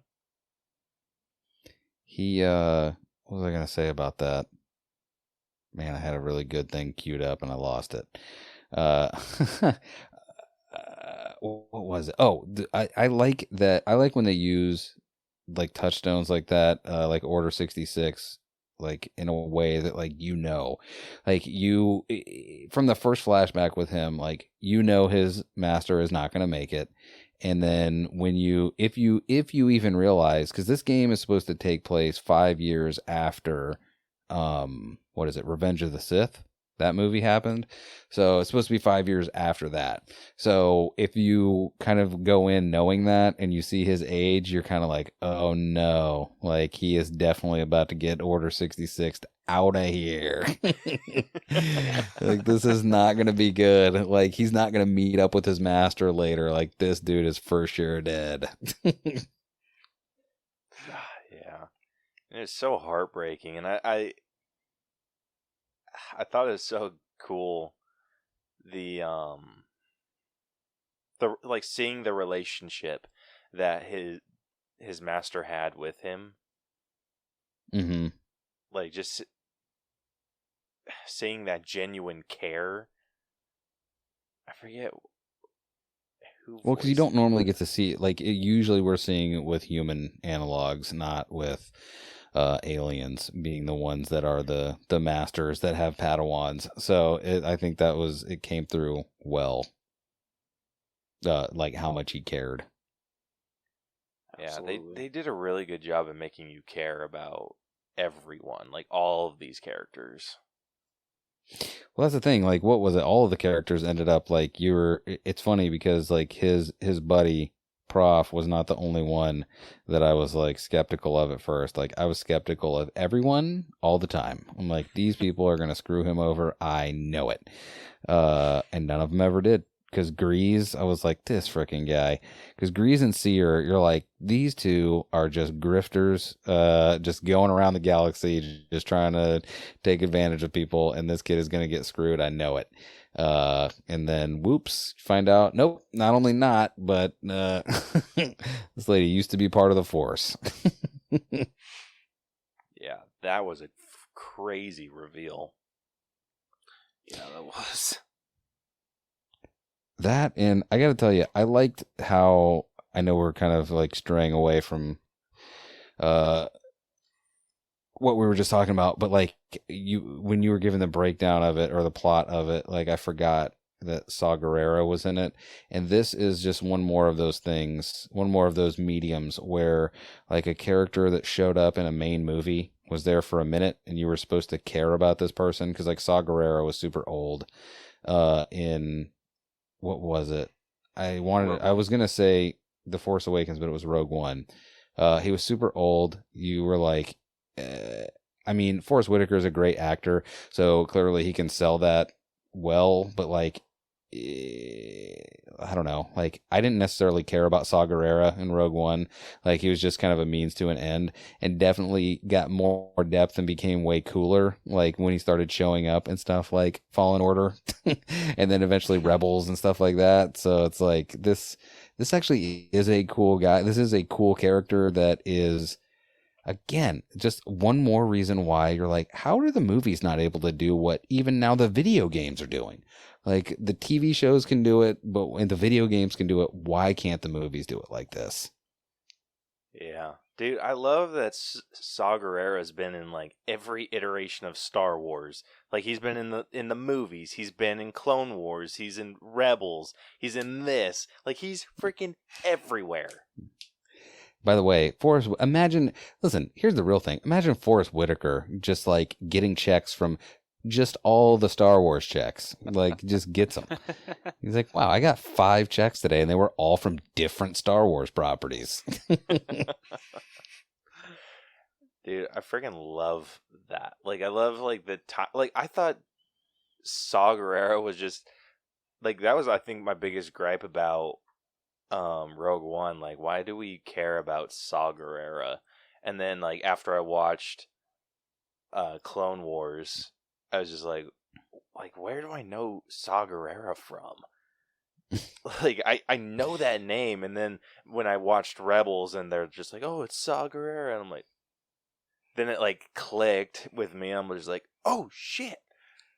And so when we got to see him in this game, I was super pleased. Yeah, that was great. Gosh, and part of me kind of wishes that we would have gotten to see some interaction between him and Darth Vader, because they've fought together in the Clone Wars. Really Which wish is I would've wild known to think that. about. Yeah, Like, go ahead. I had such a hard time, like, trying to consider what my story score would be. Like, would my story score be as high if it wasn't for all of the other Star Wars content that I've watched? It's hard to say, honestly.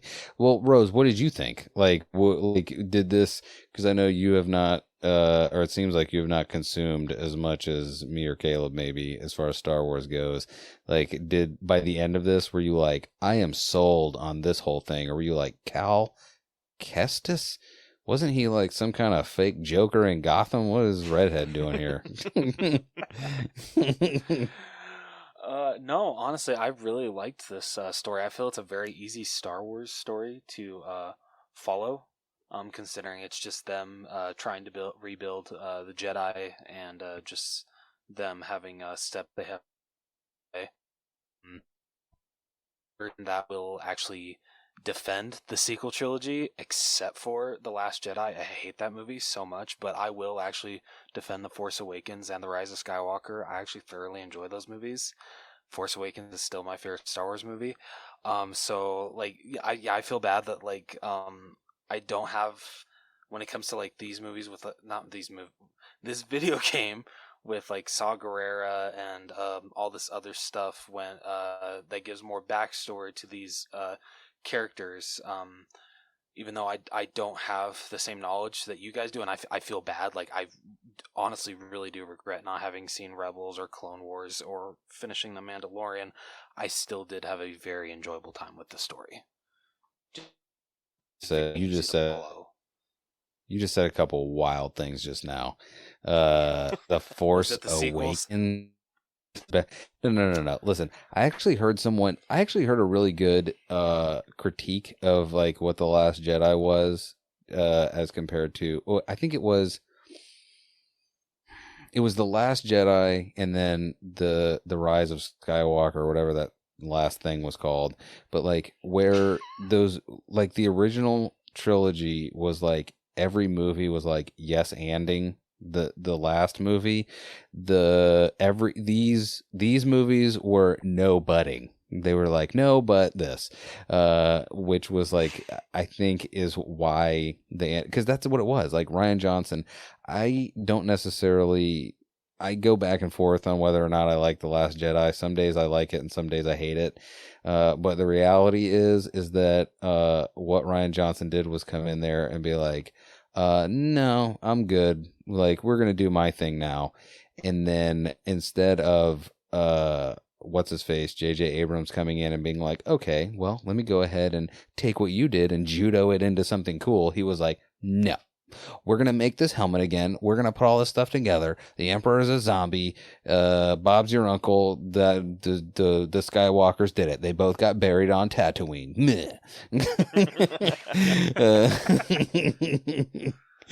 That is a perfect way to explain the difficulty with those two directors with the sequel trilogy.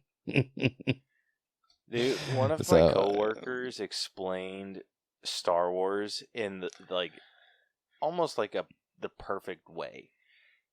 That like kind of explaining like why the sequel trilogy doesn't quite work. And they said that Star Wars is about the tragedy of Darth Vader.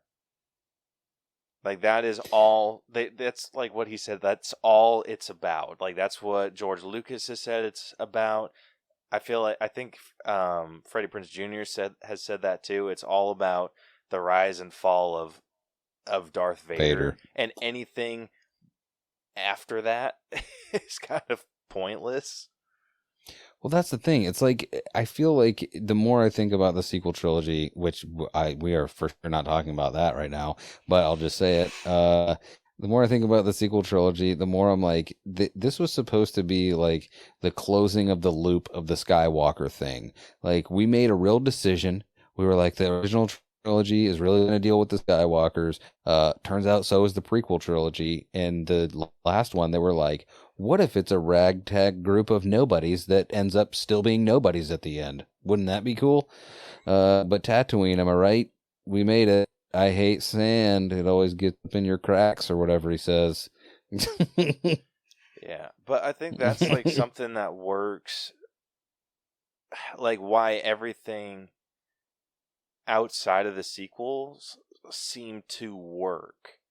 Like Clone Wars works because it's filling in some of the gaps between like baby Anakin and like up Big to boy. Revenge, yeah, and up to like Revenge of the Sith, and then Rogue One, Mandalorian, this video game is filling in kind of what was happening with in between Revenge of the Sith and A New Hope.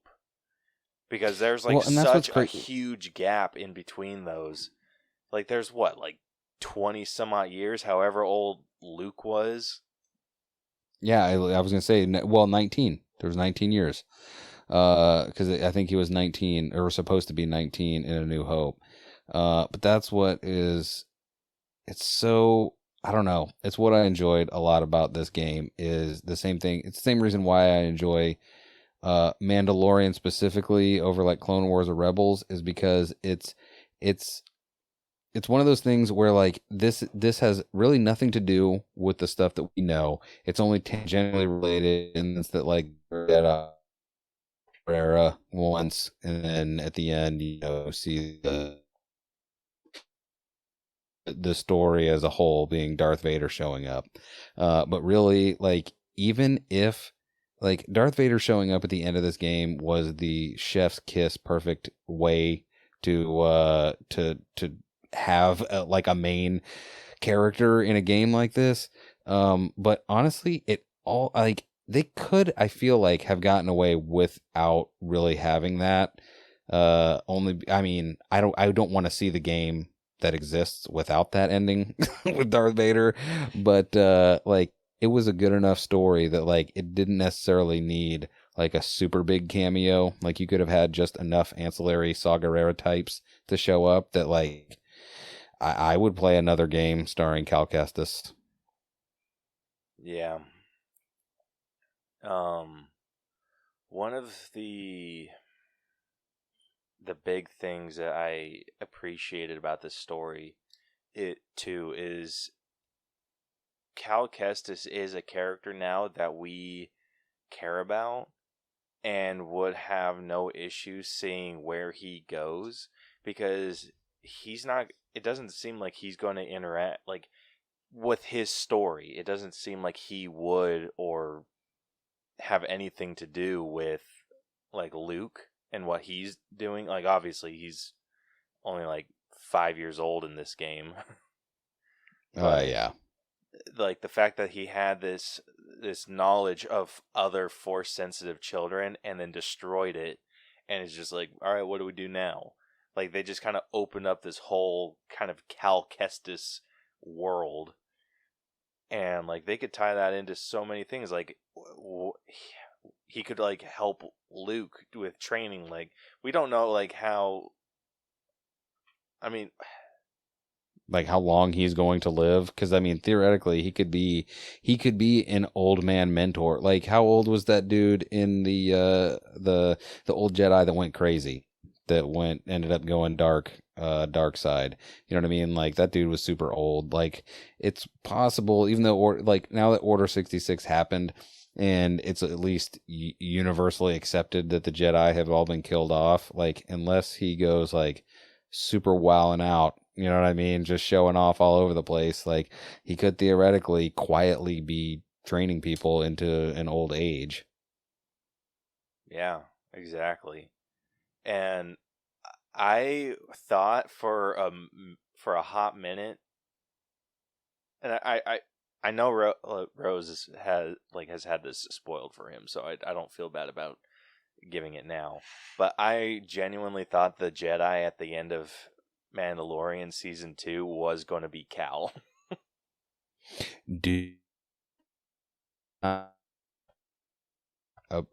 loved what we saw, and I wouldn't want anything else. But a very close second. The only thing about Cal showing up is that would translate as well as like, no, we did tell you the Emperor was coming back. We said it in Fortnite. Like that's what people would compare that to, even though it's not the same. Like it's basically the same thing. But I would have torn my own face off if that kid showed up and was like, "What's up? Here to get Grogu. Let's get out of here, homie." And then so like they just jump on the ship and dip out. Like that would have been amazing. I mean, but what we got, listen. What we got is what we needed and what we deserved, but a close second is Cal showing up. Yeah. So I think it'd be really interesting to see what his future leads to in any capacity. That's funny because for a second I thought you were talking about Grogu, and I'm like, I too am very interested to see what happens with that little Yoda man. No, they opened a whole can of worms with Grogu. I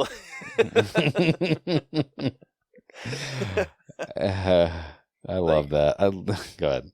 I want to know what the relation, if there is one, between uh, Grogu and Yoda, because they kind of established that Grogu was at the Jedi Temple during Order 66. You know what I just realized? Wasn't there at least one point? I know at one point there was like those Game of Thrones directors were going to get like they were going to get to direct a trilogy of Star Wars movies that were going to be set not in the Skywalker era. Like that was all they said, and there was speculation whether it was going to be an Old Republic or like a High Republic, like way in the future type thing. And maybe this is like part of the groundwork of like, yeah, they are going to make movies that are set in the future, and then Grogu is going to show up and be like, sup, remember Yoda? I'm here now, homie. Boo, boo, boo, boo, boo. And just dabs and starts doing TikTok dances.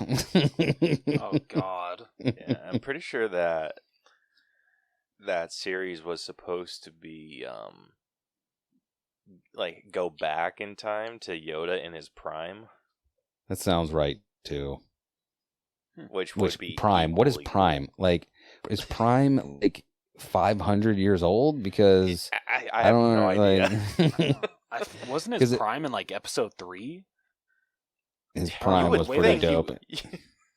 For how he was fighting freaking Palpatine, seemed like he was in his freaking prime there.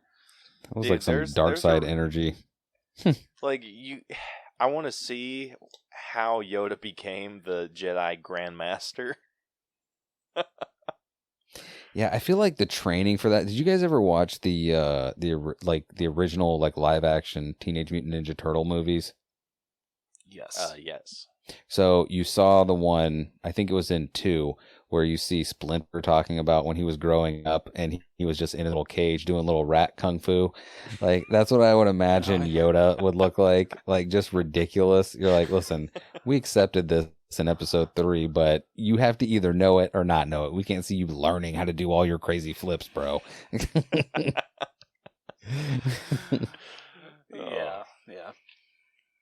Yeah, I don't want to see Yoda learning. I don't need to know. I don't need to see that. I need Yoda. I want Yoda to always be the wise Jedi master. Like, I don't need to know that he didn't know how to pick up a lightsaber off the ground with just the Force. Like, just no. He's awesome. End of story. Oh, yeah. So Yoda was not in this game, no, to the best of my knowledge. Or was he?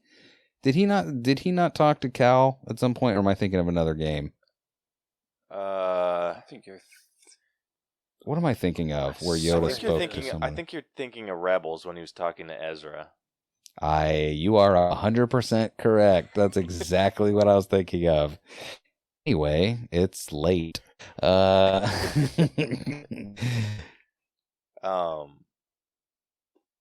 getting back into like how this story went. I had such little issues with this story, and I think like we've been super nice to video games regarding the story, and it's just because they have killer stories. But this one, I'm just going to give my score first. I'm going to put it at a 96.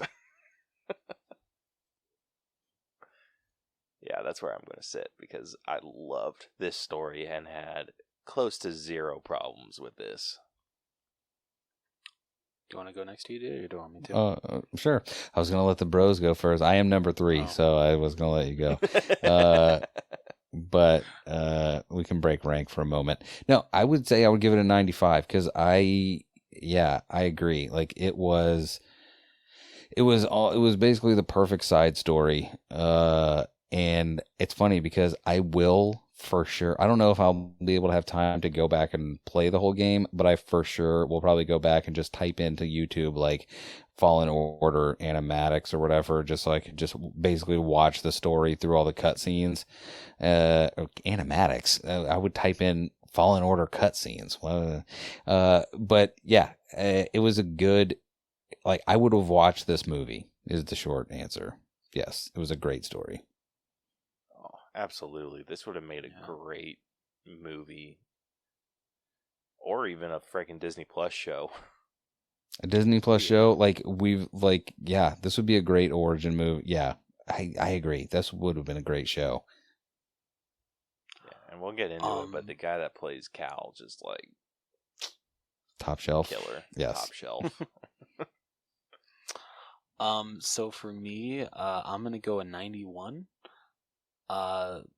I feel I enjoyed the story so much. It's a very simple Star Wars story to follow. You're not gonna get confused if you haven't seen everything. I feel I would have probably enjoyed maybe little bits more, especially with Saw Gerrera, because I've only seen him in Rogue One. I've never seen him in Rebels, so I don't know the full character. But what I did see, I did enjoy for what I did understand about the character. But just if I were to able to know maybe just a little more, a couple things that were references to the Mandalorian or to Rebels or even the Clone Wars, I feel it would have the story would have been that much more enjoyable, even though it was already enjoyable. So 91. Yeah, so that brings us to a 94, and your score is completely justifiable. I feel like me and DJ are going based off of everything else that we know. Yeah, it's hard Star not Wars to. Lore. Yeah, Yeah, and you're going based just solely off of what this game is to you, having just seen the Star Wars movies. yeah. And what little you've seen in Mandalorian. I was gonna say, seeing the Mandalorian probably bumped you up into the 90s, because I could see you being like, it's a hard 89 for me. That's fair. That's fair. Yeah. Moving on over to writing. This one for me is also fairly high. Probably not quite as high as the story itself. I do feel like there was a lot of over explaining with what's his name? Well, by the way, that was for Rose.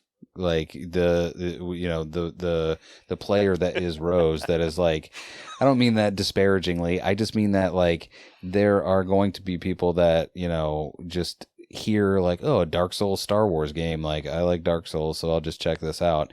So it might not have even the movie lore. So they're we just got to really not, because I never felt like they beat you down with information, but I do feel like some things were a little all right, man, we get it. Come on, let's go slash down some weird frogs or whatever. Let's go. Right. I think it was just with Eno Cordova, or I also feel Rose, you could probably answer this a bit better for me. How did you feel about the stuff on Dathomir?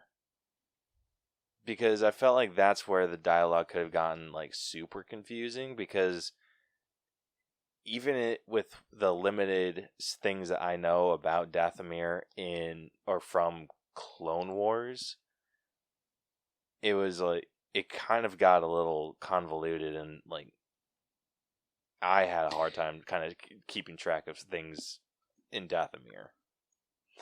That's fair, and I would definitely agree with you. I was getting a little confused, but I feel for a writing aspect, they did the best that they could to try to explain it for people that aren't exactly diehard. Well, no, yeah, I would say diehard Star Wars fans, because I know I am definitely not a diehard Star Wars fan. Hell, like I said, still haven't finished The Mandalorian, never watched Rebels, maybe one episode.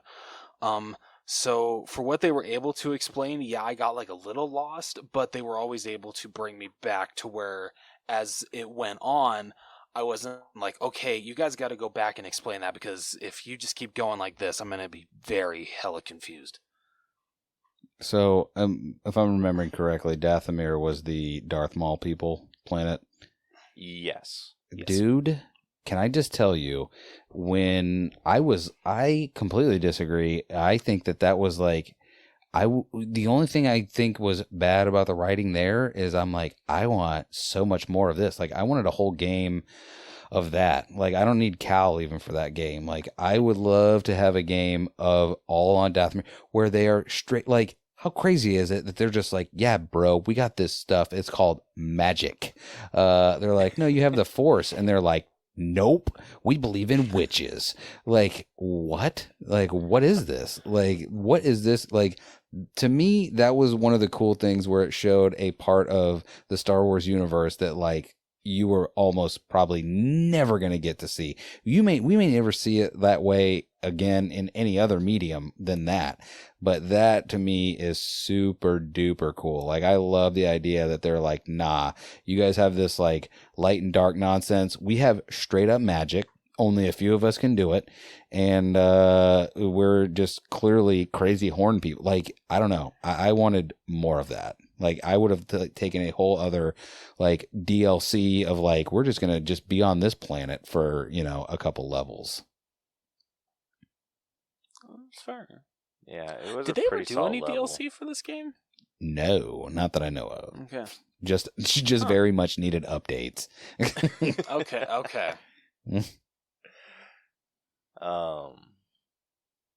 Yeah, I can get behind you. Like, I feel like Dathomir is such a cool idea. Yes. Like, just the fact that it's run by a matriarchy and the men of that planet are like looked down on. They're just like, which makes it good. They're basically like cattle.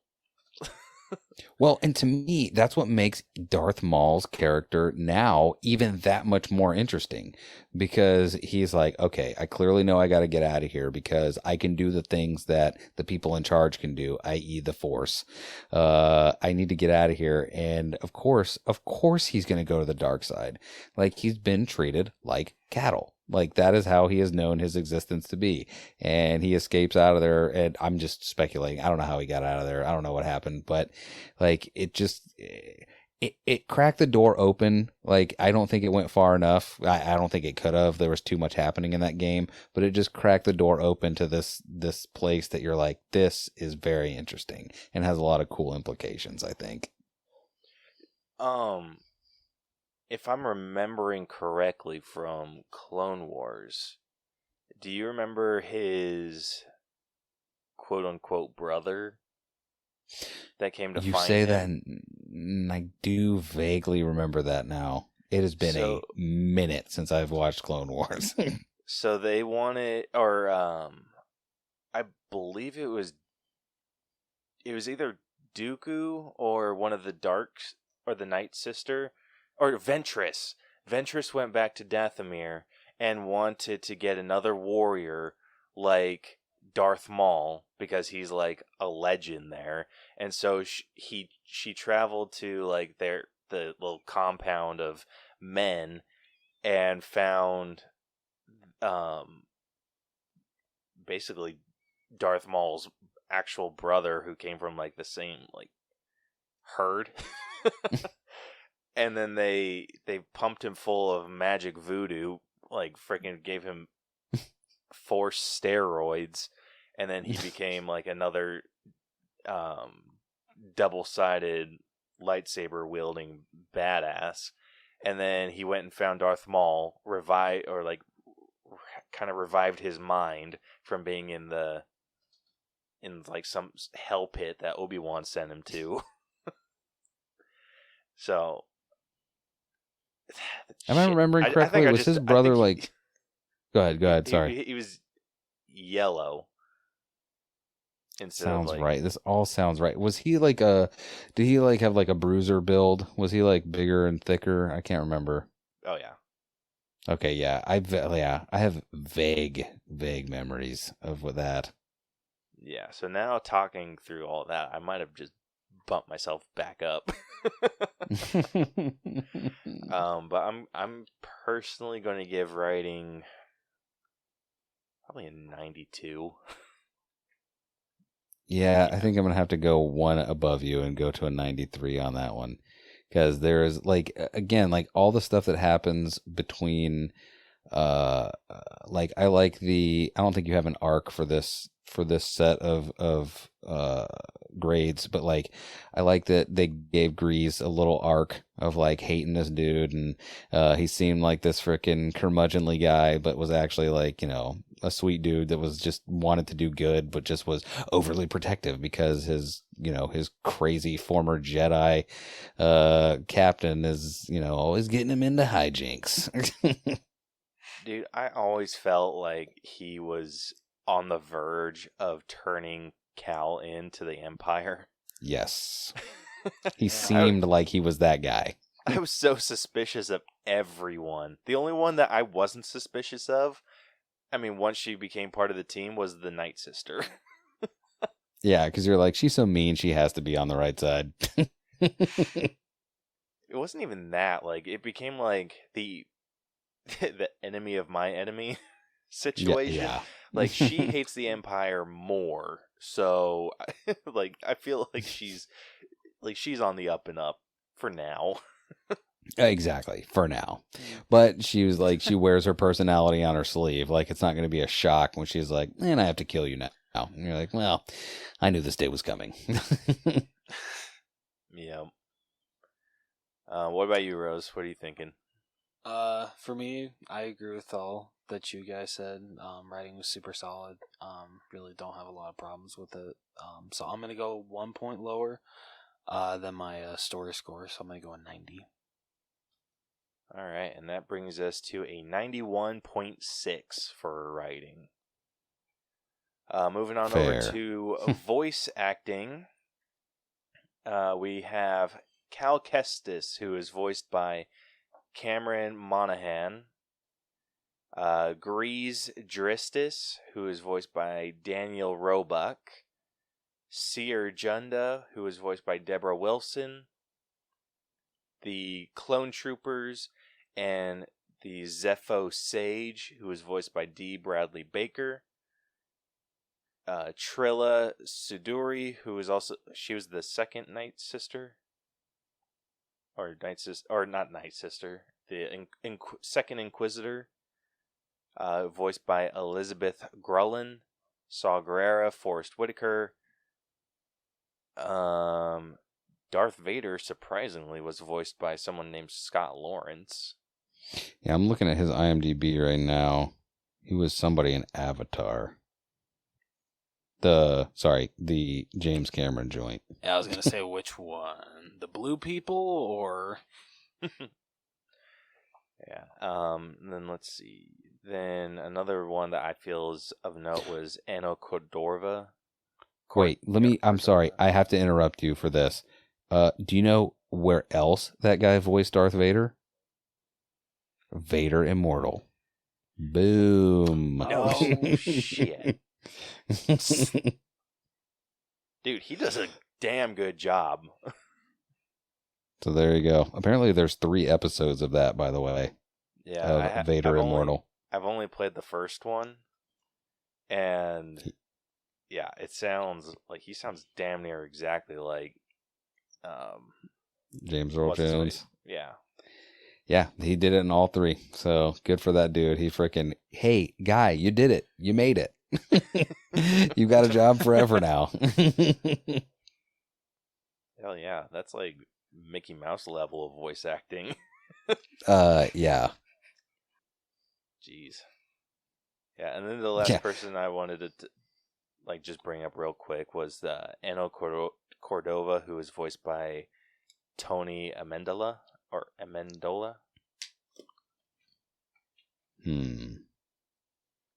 Yeah, so yeah, I personally feel like everyone did a super solid job with their voice acting. Yeah, none of it felt like it didn't feel I don't know, like, so to put it in perspective, they just had Darksiders for sale on the Nintendo Switch, and I bought it, and it's a good game to play, but it's like, it is definitely, I don't know what year it came out, but it was like one of those things where like you can tell they were like, all right, Caleb, here are your lines. We need you to say each line 3 times in 3 different ways, and don't mess up because we're not doing another take. Where like these, No even if they pressure. weren't, yeah, even if they weren't in the same room, like they felt like they were. It felt like natural dialogue was happening in this game. Yeah, I think it helps that they did mocap for a lot of this game. Mm-hmm. That's awesome. Yeah, I think my only issues were occasionally some of the action sequences seemed a little too. They didn't seem like they were out of breath enough for what they were doing. Well, who didn't? Because It like was like is Cal occasionally like it was such it wasn't that often. Like it's almost not even worth bringing up. It was just like a tad, but because my pushback on that would be the entirety of the prequel trilogy, because those were some flippin' Jedis, bro, and not nary a one of them even cracked a sweat bead on their forehead. You got a point there. the only other one that I would complain about was the Night Sister. I think some of her I feel like there was just a lack of emotion in the way that she was talking. Like Did you say in moments where she was ninth supposed or ninth? The Night Sister. Night. Okay, sorry. Just wanted to... Yeah, not the Inquisitor. Like the Inquisitor was just kind of like, whatever. I agree. I think the Night Sister, whatever her name was, she was like stale, like good but stale. Like I think I know what you're talking about. Yeah, it was just like there wasn't too much emotion in things that she was. At least the way that the dialogue was going, she didn't seem to. It felt like there should have been more emotion behind it, and like you said, stale. That's like exactly how I would describe it. But overall, I think they did like a really good job, and I'm going to sit in a 90. I'm being nice. I think I could easily go down to an 89, but I'm going to be nice, just because I like this game. But I don't know. Like I honestly, I think I'm gonna go still with 93, only because I agree with everything that you said, but I also think that the people being like the real super main characters, like throughout the whole thing, like they sold it in a way that I think I think I can forgive some of the sins of some of the more ancillary characters not being as super into it as the people that were, I don't know, that were the main characters the whole way through for the most part. So I would still give that a 93 because I think they did a good job. What do you think, Rose? I would actually agree with you. I'd give it a 90. Cal was amazing. That voice actor was incredible. Actually, like my biggest standouts were the lady who played the second sister. What was her actual name? Trilla. Trilla, thank you. So Elizabeth Grulon, she really stuck out for me. And even though the Ninth Sister Inquisitor didn't have a lot to do, I think Misty Lee did a great job with what she was given. Yeah, I agree. Dude, I think you should rate it a 91. I was dude, I was so on the fence with Trilla as just kind of as a character as a whole until the freaking Darth Vader scene. Like, oh my gosh, like you could hear the fear in her voice at that moment. I'm like, Bro. I am absolutely sold.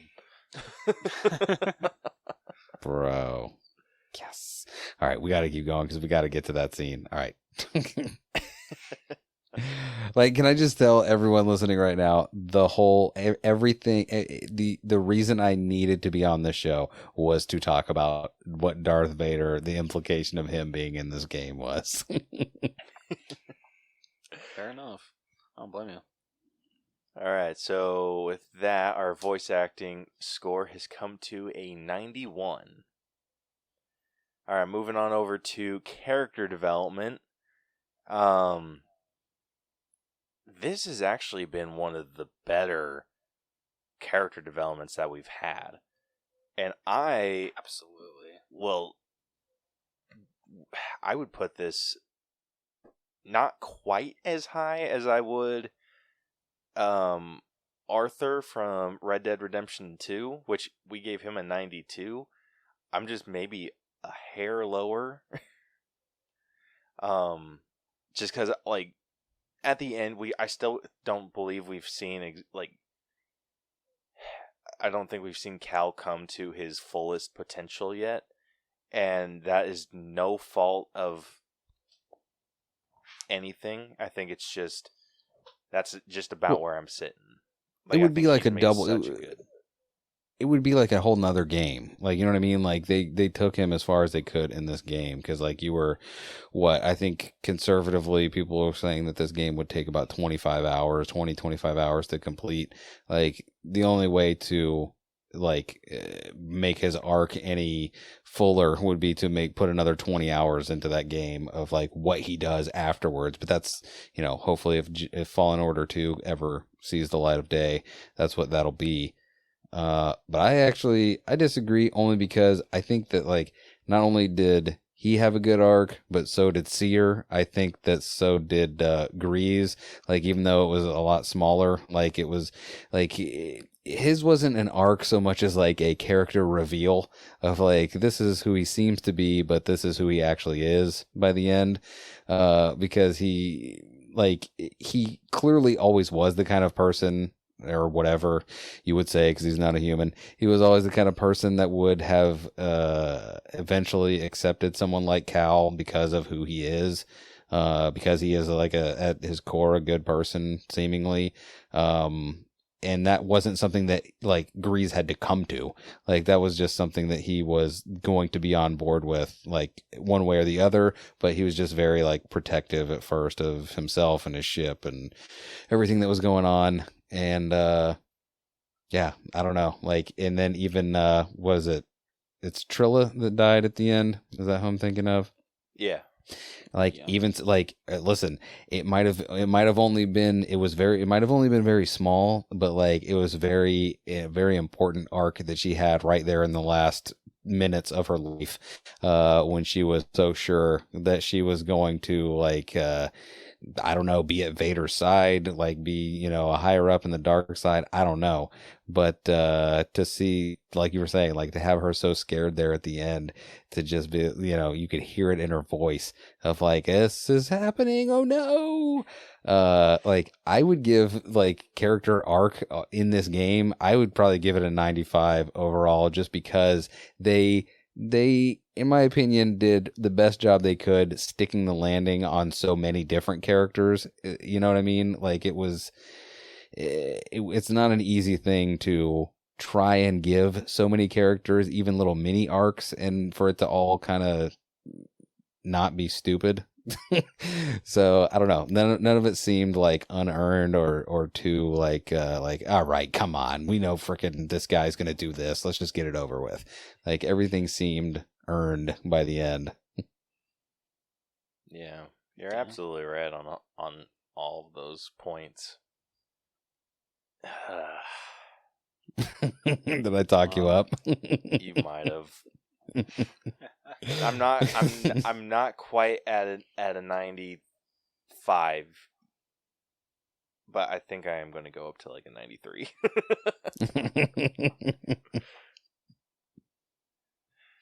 All right, Rose. Honestly, I don't know what else to say. I think you guys killed it with everything that you said, from Cal to even just the slightest character arcs for the smaller characters.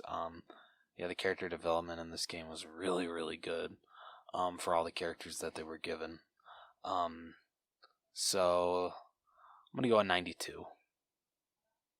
I would have really appreciated it if you were like 85. 80.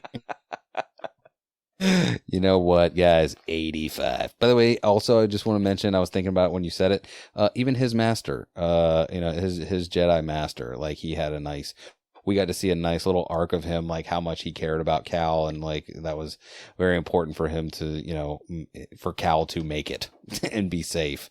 So, yeah, I think we all made some good choices here today. Oh my gosh.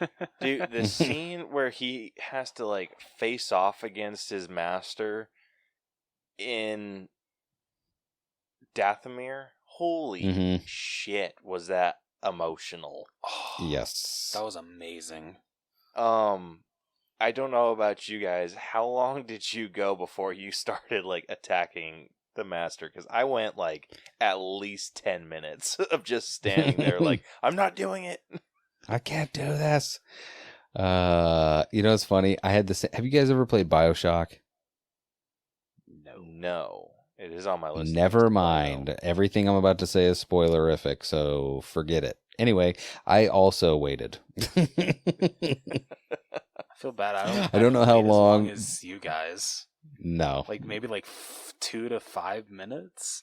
Because I'm just like, okay, wait, am I really supposed to beat him up? Is that how this mission's supposed to go? Oh no. Oh, so good. All right, moving on over to graphics. So obviously this is a video game, so this isn't going to be like movie quality effects or anything. So this is just solely based on how the graphics looked, like for honestly the game. I really only have one big problem with the graphics in this game, and I don't know, maybe it's just because of the way that they did the hair on the Wookiees, but just to me the Wookiees looked really weird. I can definitely give you that. I cannot honestly remember. That's honestly really the biggest gripe I have for the graphics. Everything else looked great.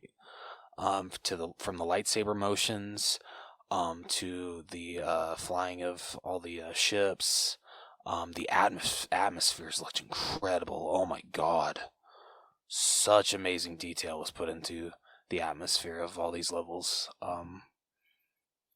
The biomes. Sorry, I hear people calling levels biomes now, and I'm like, all right, relax. We all went to high school. Okay. Yeah, I love that you got like a different landscape with each planet that you went to. You can say biomes, it's okay. I don't want to say biomes. I'm not giving them satisfaction.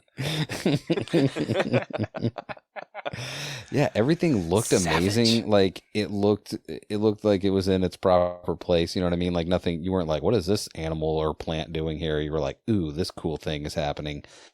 And what I really appreciated was, I still kind of had a problem. This is not never mind. I was going to say something gameplay. I liked the look of whenever you were fighting, especially for whatever reason, stormtroopers. Just how those fights looked, like how those, if you parried at the right moment, you could get this cool little short animatic little cutscene. Why do I keep saying animatics? That's the wrong word. You get this short little like it's not even a cutscene. What is it called when like it's just like auto does the cool looking thing? It's like it's a more word. or less like a kill cam. God of War was really guilty of it for a long time. It was QuickTime event. There you go.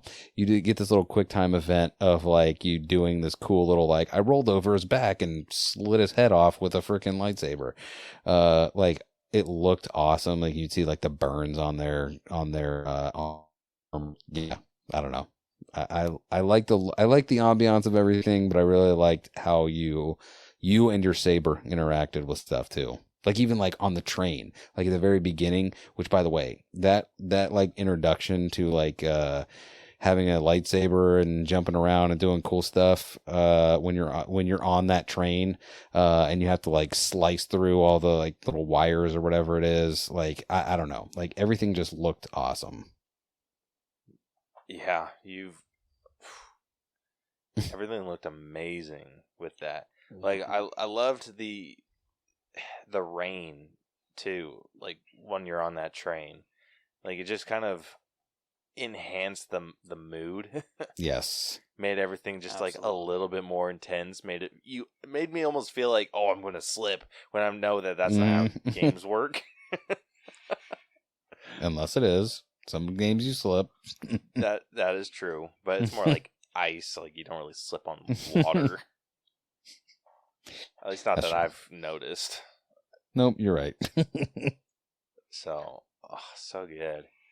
Trying to think anything graphics wise. I think my biggest issue was I hated playing with the poncho. Like I wish they had more costume variations than just the damn poncho. I always there's chose. one- I I was always gonna chose say the there's one one with the without, jacket. right? Yeah. It's the jacket and that's it. So I always refuse to wear the damn poncho. I definitely imagined I was some like Old West cowboy, and I was poncho guy all the way. Love it. I was down for the poncho. Yeah, I was very much not down for the poncho. I think that was like just I didn't know where else to put my gripe for that. Oh, by the way, this is a little bit. One thing for graphics that was really cool is when you would go to the like lightsaber workbench. Like it's been a long time since I've like really spent some time like analyzing stuff in game. Like I remember like, playing games as a kid on like Nintendo 64. I'd be like running around with Mario, like looking at all the walls, like, wow, how did they even make this wall? Look at that, it's a repeating pattern, it's crazy. Like I did that with this game. Like I was looking at all like the skins, I was looking at the hilts, I was like looking at like just checking out everything and like turning it all the way around and seeing how everything looked. I'm like, ooh, I want my saber to be extra custom. So I don't know. To me that really helps the graphics score as well. Is like if there is something, especially like an old gamer such as myself, that can make me stop and like look at it.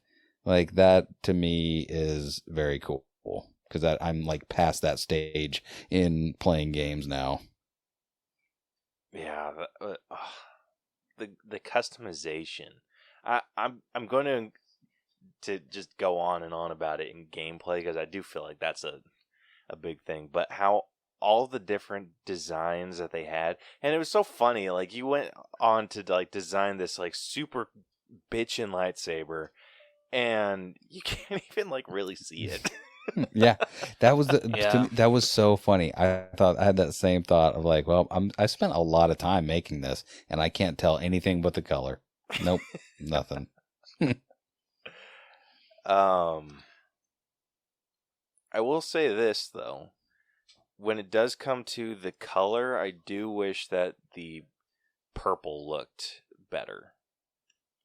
Because I went through like all the colors, and some of them you like can't even tell. Because it's like Or at too least it light or felt. something, or just Yeah, like Yeah. I chose like at the end when you get to like choose whatever color your lightsaber is. Mm-hmm. I went for one that looked like it was just like white, but it ended up being like cyan. And so it was just like a lighter blue, and I was a basic bitch. I just went with blue the entire time. Sam. Yeah, I'm big on that too. Like I know, like whenever I get extra stuff like that, I'm like, well, that'll be for the second time I play through this. This time I have to do it all blue saber. Yeah. Oh my gosh, dude! With Vader VR, they have this thing called like a lightsaber dojo, and you get to like customize a lightsaber. Like you go through the levels and you unlock different hilts, you unlock different like blade colors and whatnot. I have like a ton of different colors, and I always choose blue. Like I always do like one round with a different color, and I'm like, that's cool. I'm going back to blue. Love it. Like, I am such a basic bitch when it comes to that. But I mean, it's a classic. You can't beat blue. You just cannot beat blue. Can't. Nope. Unless it's green. Dude, it's so funny. My favorite color for like lightsabers has always been blue. My youngest brother's favorite color has always been green. And then my other brother likes purple and red. That's really funny because I never had a favorite color like of anything ever. Like I just never cared about the color of things. So when people asked me what my favorite color was, I would just say blue because I'm like, boys like blue, who cares? But I really didn't have an opinion. And whenever I met Beth, her favorite color was purple, and I was like, oh, well, I like that, and that's different than blue, so now my favorite color is purple. Just because I'm like, oh, it's not blue, and this is way cooler than blue anyway, so it's purple now. Even though color is not, like, it's nothing. I don't... Hey, can we paint the walls this color? Sure. It's great. I love it. Paint it peppermint. I don't care. That I feel like I've seen that picture where they're just like, so some kid asked me what my favorite color is, and I told him I do not have a favorite color because I'm an adult. Yeah. Oh my God. My nephew, he asked me, he's like, who's your best friend? I'm like, I don't have a best friend. He's like, what? I'm like, I just have friends. Like, I grew up one day and I don't have a best friend. I have friends. I have people I like. Like, there doesn't have to be one king friend. Like, everyone else falls short of this person. Which by the way, the answer I finally gave him because he would not let up. I'm like, it's my wife. How about that? That's my best friend. Everyone else can fall into a volcano. How about that? He's like, even me? Like, Damn. even you. Damn. I get asked that by my wife a lot. Like, who's your best friend? And I'm like, you are. And she's like, what about Rose? And I'm like, nah, he's my bra. Like, I was gonna say that's I like was gonna be that's like, like whoa, okay, well, I got pushed to second place. Okay, no, I see how it is. I'm just kidding. I'm like, bro, just like totally beats best friend. And she's just like, what? And I'm like, yeah, because guess what? If you ever leave me, guess who's still on my side? Ha. I mean, fair enough. Can't really argue with that. It would just be really funny if last minute I was like, you know what? Maybe I'm actually on Brielle's side. Buh. She was right. All along. Oh my gosh, that would emotionally destroy me. Yeah, that's fair. I would never do that to you. All right, getting back into graphics. Overall, I don't think they were like the greatest graphics I've ever seen, but they weren't even like close to the worst. I think and honestly, this might be the lowest thing I give it. Is probably in like an 87. Yeah, I would give it a 90 just because I think it has since been patched away, but like I seem to recall there being some weird stuff going on with Cal's hair whenever I was playing that game, to where it was like it looked extra stringy, and there would be times where like he would move and the hair would, like, you could tell the hair was like, oh, okay, we got to move now. So, and like I said, I think if you played the game now, you wouldn't see that anymore because, like I said, I think that's been all patched up. But so, and that's why I would give it a 90 still, because again, like you said, it didn't do anything necessarily like extraordinary, but it looked like I wasn't like, there wasn't stuff that was besides the hair thing, there wasn't stuff happening that was so like video gamey that you were like, all right, come on, man, you didn't notice any like the pop-in stuff or any weirdness. So I don't know. I appreciated that. So 90.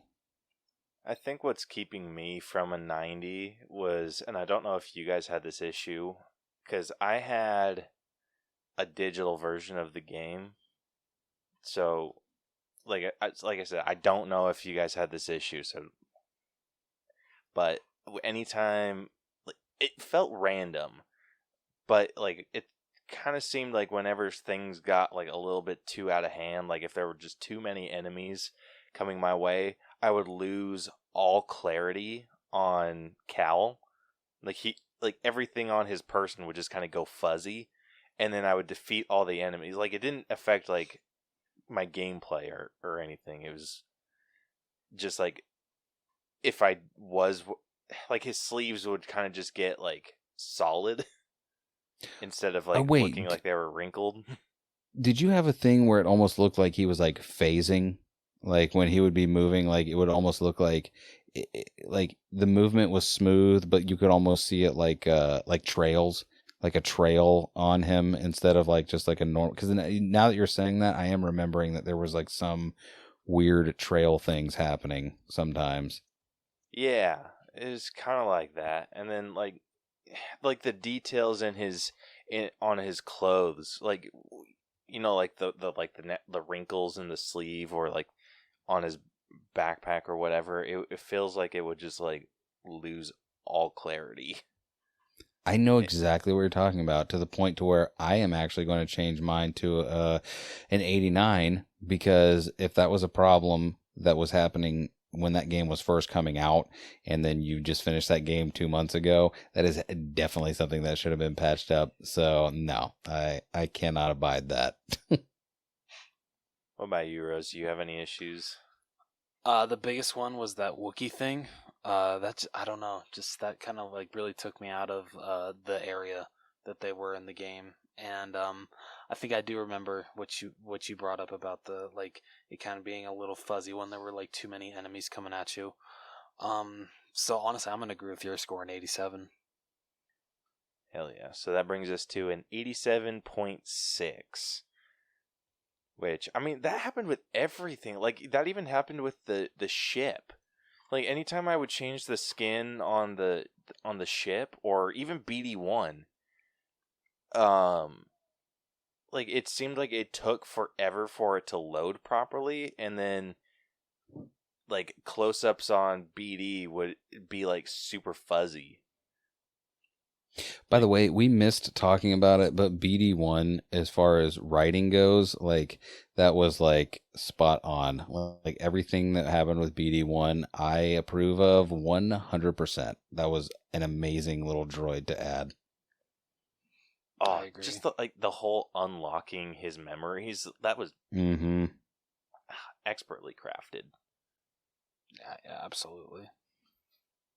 All right, next up we got music. I mean, Like I don't know. To Star me, Wars. it's like it's Star Wars. Of course, it's gonna be good music. Yeah, I would give it a 95 only because like it is. I don't remember where I said it. I've done so much talking here recently, but like one of the things I liked about Mandalorian that I noticed within the first 10 seconds is that it sounded like Star Wars. You know what I mean? Like there was no mistaking what this was. Like you didn't have to hear the score. You could just hear all of like the ancillary stuff, and you would be like, "Oh, this is a Star Wars game." Oh yeah. Yeah. That one's like super hard to disagree with. So, hell, I'll give it a 95 as well. I enjoyed the soundtrack enough, and just like the little hints of John Williams that you would get in there was just so great. And then the use of like going back to it when Darth Vader freaking appears, and you just hear like the already epic music, and then it just pans up after you hear that breath and turns into the Imperial March. You're just like, oh shit.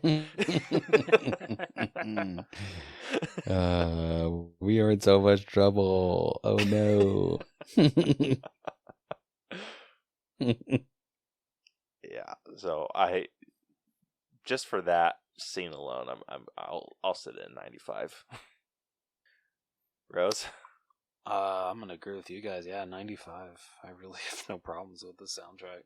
It's a great Star Wars soundtrack. Hell yeah, 95's all around. So that brings our score for music to a 95.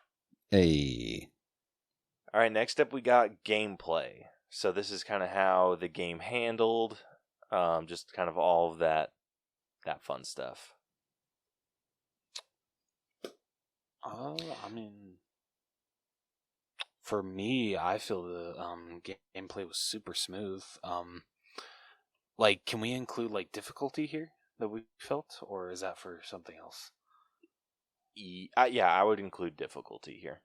Okay. Like when it came to like all the lightsaber fighting, I don't know. I felt it was pretty not self-explanatory, but it was pretty easy to catch on. It wasn't really like,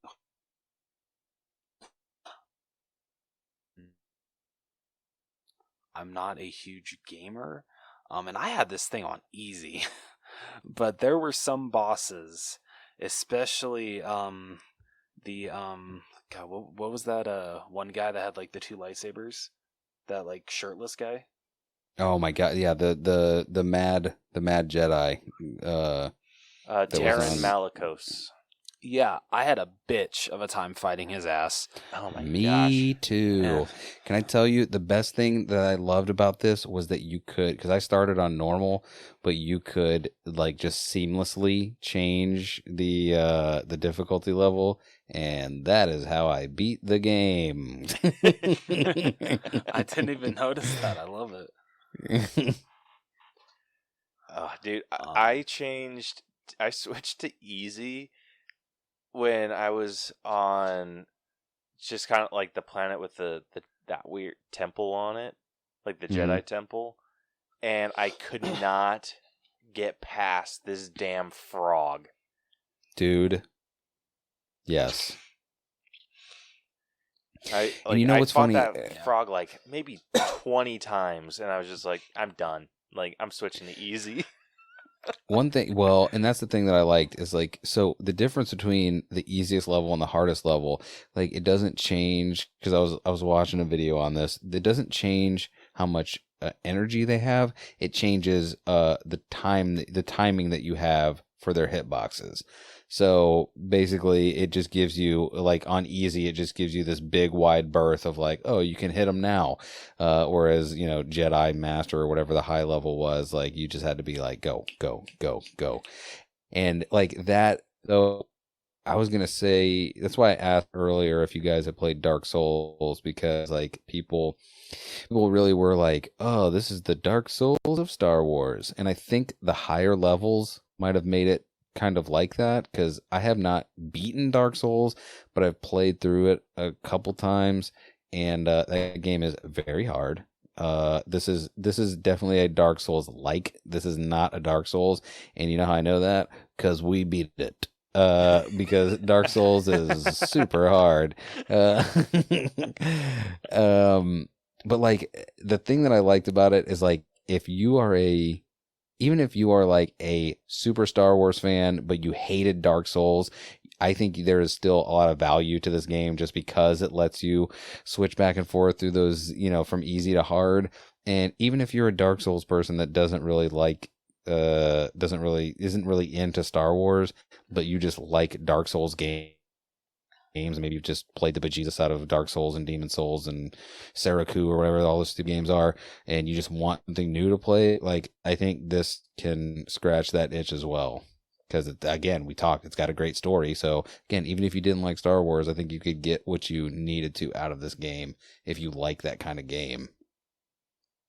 Absolutely. Yeah. My biggest gripe with the gameplay was saving sucked. And that, by the way, that is what like directly makes it a Dark Souls like because how you would go to those meditation pads, and that was like how you saved and how you upgraded. But then the deal is like you had to. Am I mistaken? That is how you save too, right? Through Yeah. those meditation pads. But then it would respawn all the enemies. Like that is a 1-for-1 take from Dark Souls. Like you would go to your campfire, you'd save, you'd do whatever, and then you'd come out of the fire, and then whoop, all the guys are back, and you got to fight everybody all over again. Yeah. That sucks. So with that, like you had to go to the meditation chambers or the meditation circle and then just click on it, and then you could like immediately exit, and then that's how you would save. But it was like such a pain in the ass. Like I think the only time they would respawn was if you chose to do a rest where it would fill up all of your health and give you those health cartridges back, which my dumbass didn't realize for the longest time that that's what you had to do, and I didn't realize you got all of the health packets back. So I was like going around like, I cannot find a health pack worth shit. Like, this sucks. Well, and again, like that is the Souls thing of it. Is like Dark Souls, their whole thing was like, we also don't have fast travel. Like Dark Souls, if you have never played it, it is like, and you have played Skyrim, it's like if Skyrim was like real.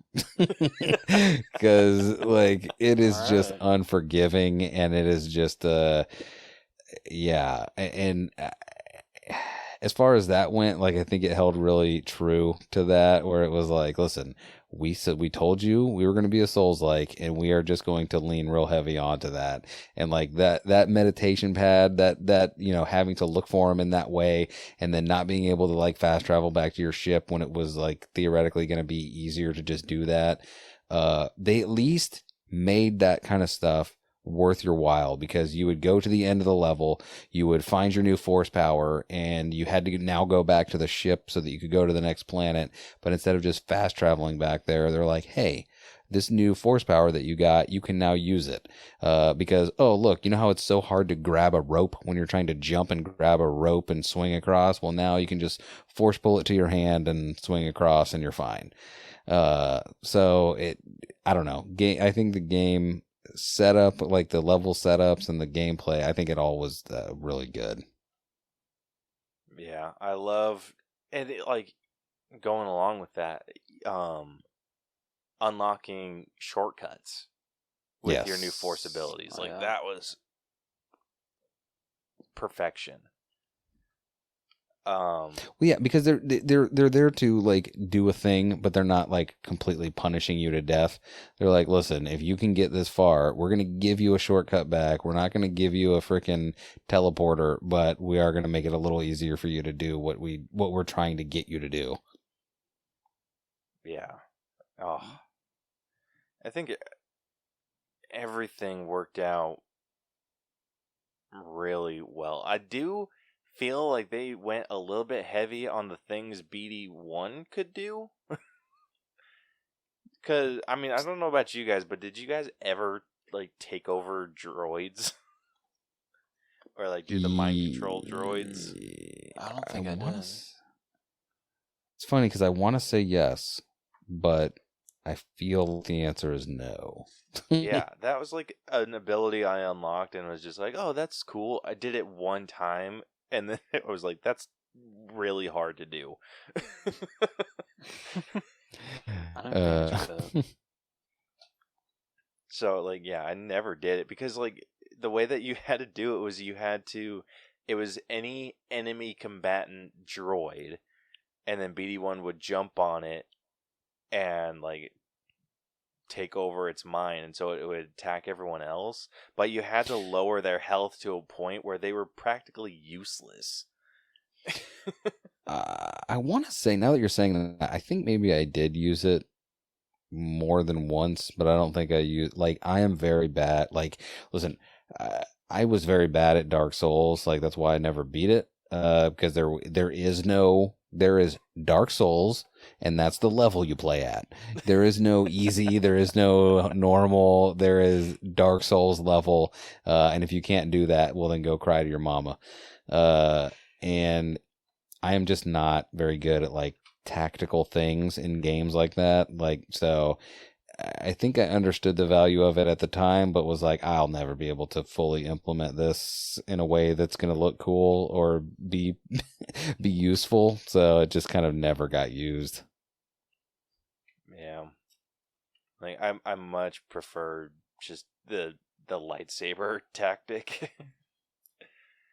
I mean, listen, I think that this game, talking of gameplay, and by the way, I'm gonna give gameplay a 93, I think, because to me it like almost solves the lightsaber problem, and I think it does a pretty good job of it. But there gets a point to where I'm like, all right, like this guy is just chopping wood on this dude, and for some reason still his lightsaber is not able to just like crack through homeboy's bow staff or whatever. Like, no. Like, I think when the fighting is like working perfectly and like you know what to do with all the enemies, like the lightsaber kind of works in a way that makes sense. But if you don't know what you're doing and you're trying to do a lot of parrying or blocking or whatever, or you don't know like the right timing when to hit one of those like those force troopers or whatever it is, like it's, to me it's still a little like, bro, like we know what these things can do. They are the one-shot killer. Like what is this problem? One of my favorite things to do once we unlocked the ability was the force pull. Oh my god, and pull them like right yeah. into your, yeah. Yes, I agree. Sorry. That was a blast. I there was a mission, I forget which one it was, but they had these Imperial like hammer things that would just like come and smash like in these pathways, and then they would open up, and then like you know, like how those Yes, things I are. know exactly what you're talking about. Yes. And my go-to move, because like there was like a character at the end of that I just like had a really hard time beating, so I was always jumping through those. But I would force pull the stormtroopers into like right as it was like slamming shut. These poor bastards. Yep. I think we all did that. That was amazing. I love doing that, or in the like the big troopers, the ones in like the black suits. Mm-hmm. Freaking force pushing those bastards was a blast. Oh, so much freaking fun. I'm going to agree with. Actually, I might go a bit on the lower, just because I was really irritated with the meditation circles. Yeah. So I'm going to go a 92, because I felt everything else was like super smooth. All the customization was great. Yeah, all that. Like I thought even the when you had to swim, like all of that stuff worked really well too. Oh yeah, I forgot swimming was a thing in that. Yeah,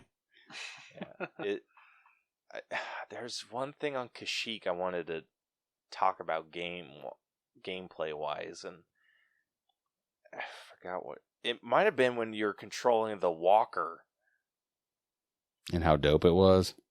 Yeah, but I think that's more like main mission stuff. So there was something else on Kashyyyk. I forget what though. So Oh, was it when you are trying to leave and then you have to fight that like AT-AT, or not AT, the ATST, like the chicken walker, and you have to like grab the like little grenades and throw it at them? yes, Yes. that was a a pain. Yeah, it was, by the way, I had so much trouble with that. And then when I finally got it, I was like, yes, I am a Jedi Master. Yaga! Dude, I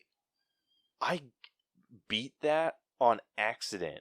Like my third time. I have no idea how I beat it. Like I think I accidentally just pushed all of the grenades back at once, and it just like insta-killed the damn walker. And I was just like, oh, okay. That's awesome. All right, there we go. Yeah. So yeah, I'm gonna go a little bit lower, so at a 92. So, Rose, where are you sitting at? I'm gonna agree with you again. Honestly, with every single thing you said, especially like you said, the meditation circles just really ruined it. And that's not only just like a slight part. Everything else is really great. Just that kind of just takes you out of it a little bit. Yeah. All right, so 92. That brings us to a 92.3.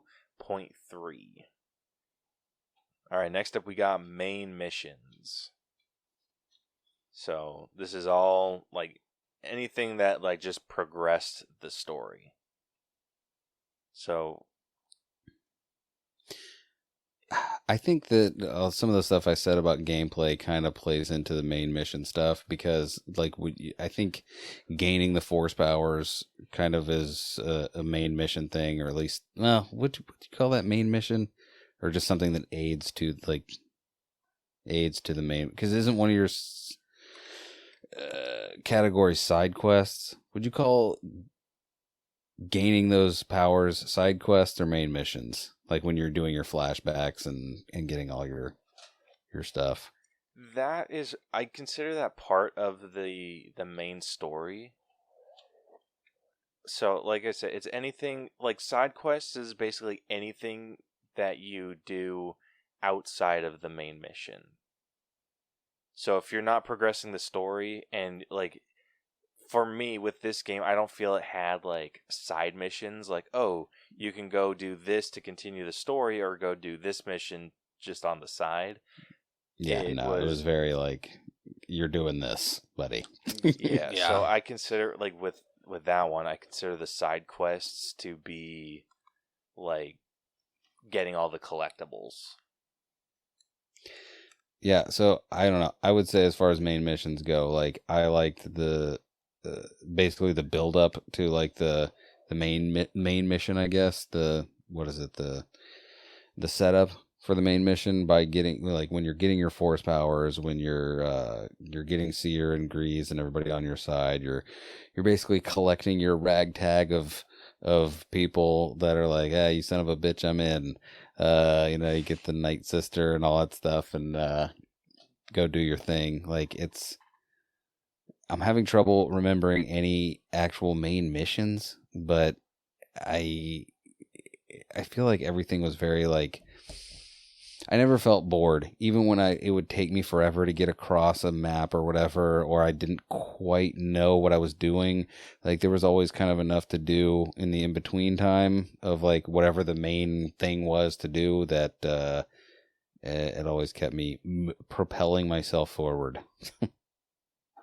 Yeah, which isn't really an answer to this game really could have benefited from was a mini map. Yes. Yeah, Definitely. Or something, anything, any kind of like, you are here would have been great. Yeah, like I think at least the multi-level maps were so hard to like navigate. I hate multi-level maps. There's no version of them that's good. Yeah, I think the only ones that I seem to like were from like older Legend of Zelda games. But even those weren't super great.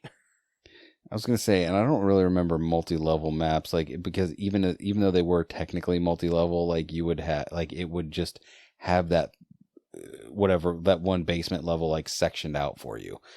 it wouldn't be like, oh, are you on subfloor 1 or 10? And you're like scrolling through, like, nah, man.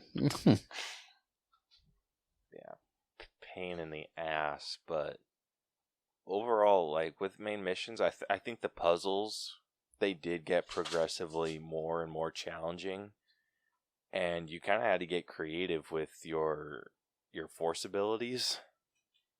Yeah. Yeah, definitely. So I really appreciated that. I struggled so hard with the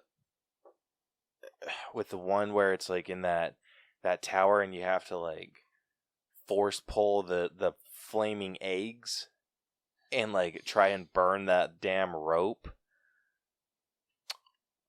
Yeah. Yes. Like I kept throwing it like I wasn't realizing that water was like destroying it. I just kept thinking that I was missing. So I kept throwing it. I'm like, what the hell? Like, why isn't this working? Dude, my biggest thing was like I was always having to like. Thankfully, I didn't have a lot of moments like that because I don't know what would have saved me in that moment. Because I think like Rose, like all my biggest downfalls were whenever I was doing any kind of a boss fight. Like there was always a moment where I'm like, I'm just gonna bump it down to almost story mode and hit and put it back to normal just in case. And last hit, I won. So yeah, I don't know. It was yeah, I don't know where I was going with that. Yeah, I feel like the main missions did a really good job at, like you said earlier, keeping you entertained. Combat was pretty fun.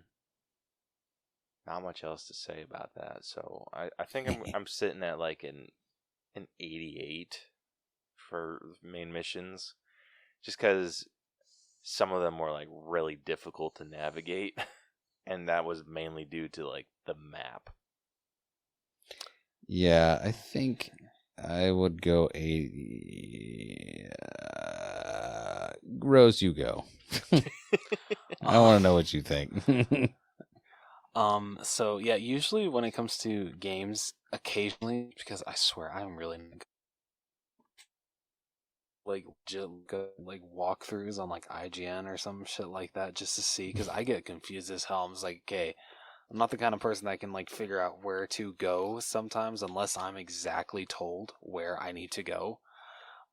So with this game, I had to look up the walkthrough a little more than I've had to with other games in the past, just because, yeah, for the most part, I had no idea where the hell to go next sometimes. But I mean, that didn't really take me out of the missions. Overall, I agree with you guys. You never felt bored. All of the main missions flowed very well into the story that they were telling. So I'd probably say an 88 for me. You know what? How about crazy 88s all across the board? How about that? Hell yeah. I like it. All right, that brings us to an average of 88 for main missions.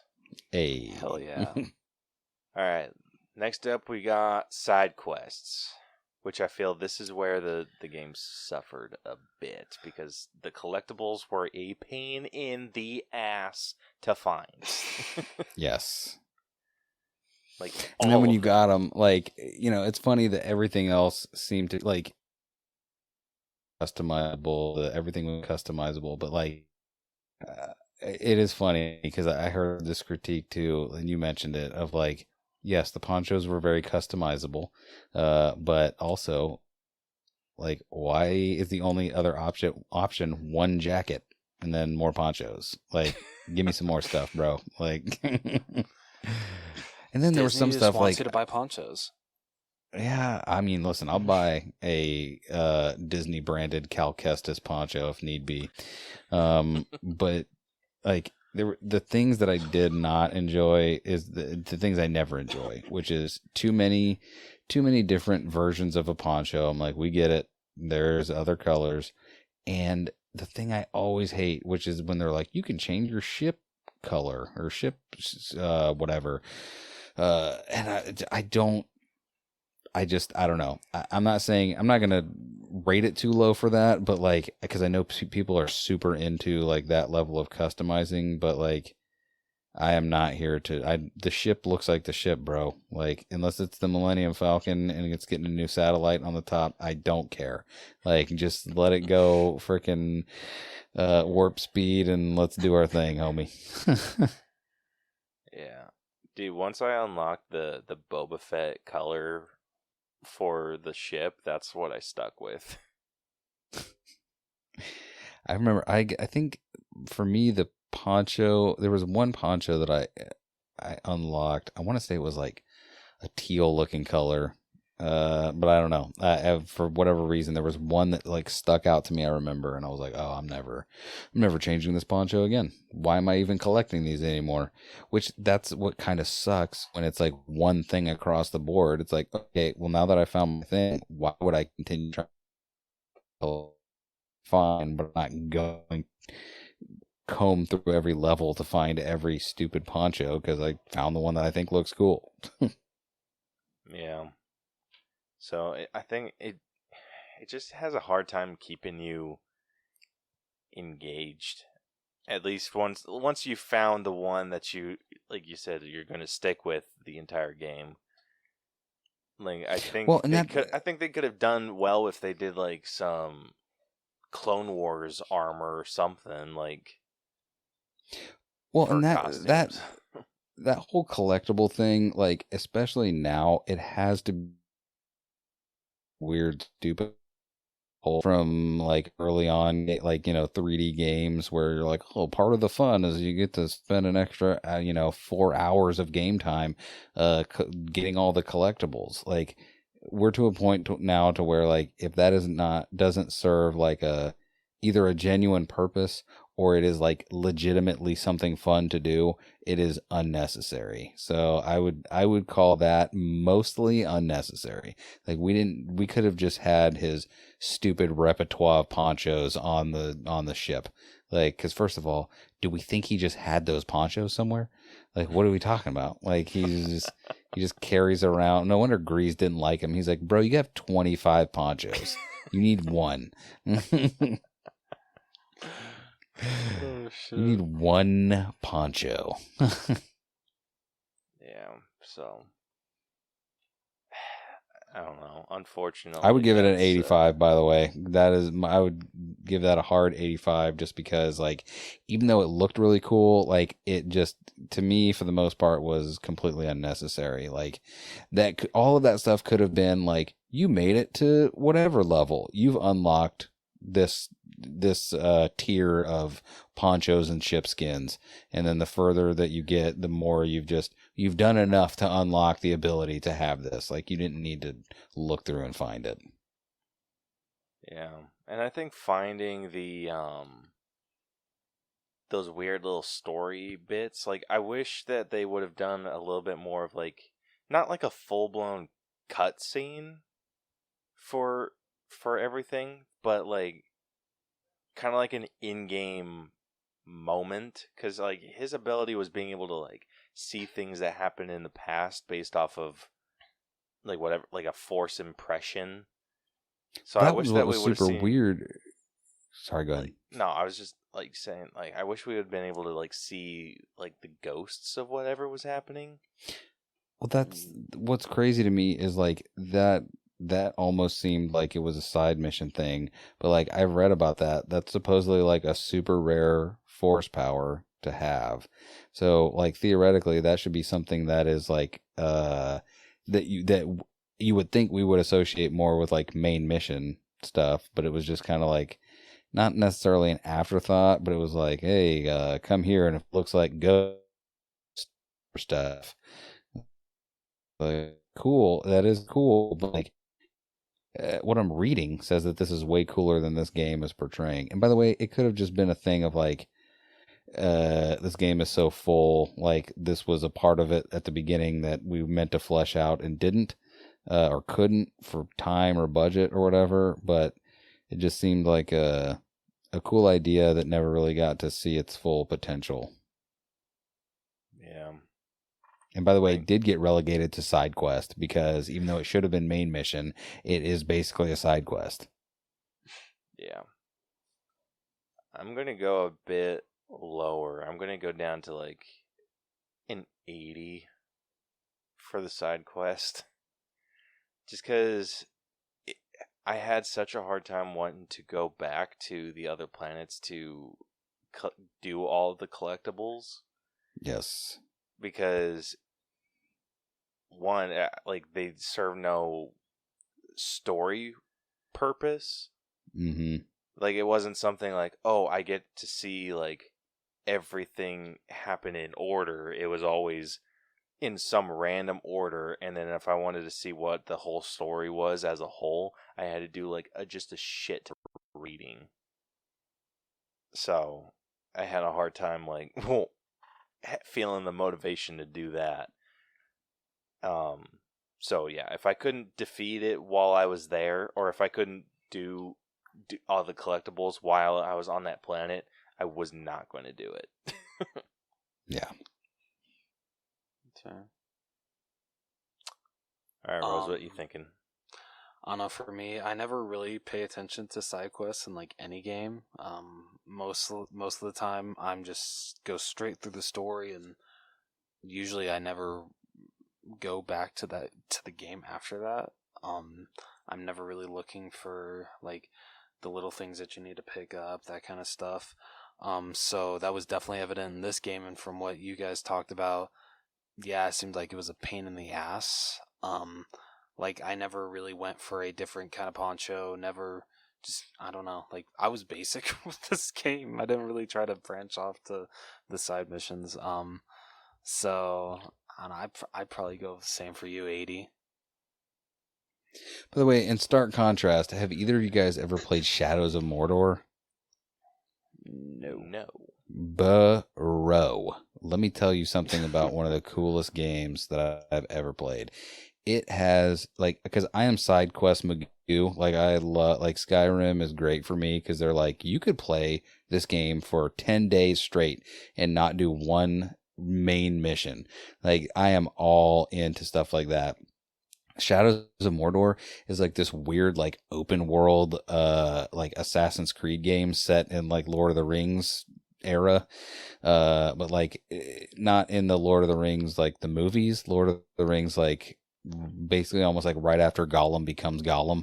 Like I only say that as a touchstone. Like Gollum barely has anything to do with the story, but or is it way before or way after? It doesn't matter. It's not set in normal Lord of the Rings times that you know from the movies. But it has this really awesome mechanic that I think both of you would very much enjoy, where like if you fight like one of like the goblin hordes or whatever, there's like there's always like a captain, right? So after you fight all of like the I don't know, all of his little minions, you'll fight the captain, he's extra hard, and if he kills you, he will remember that. And so if you come to him again, he will be like, I remember you, and like he'll be a little bit harder too, because he's like, oh, let's get him, boys. Like it is. Or if you beat him, it's like the opposite. It's like people will remember you in that area. They're like, oh my god, it's homeboy that's coming to kill us all.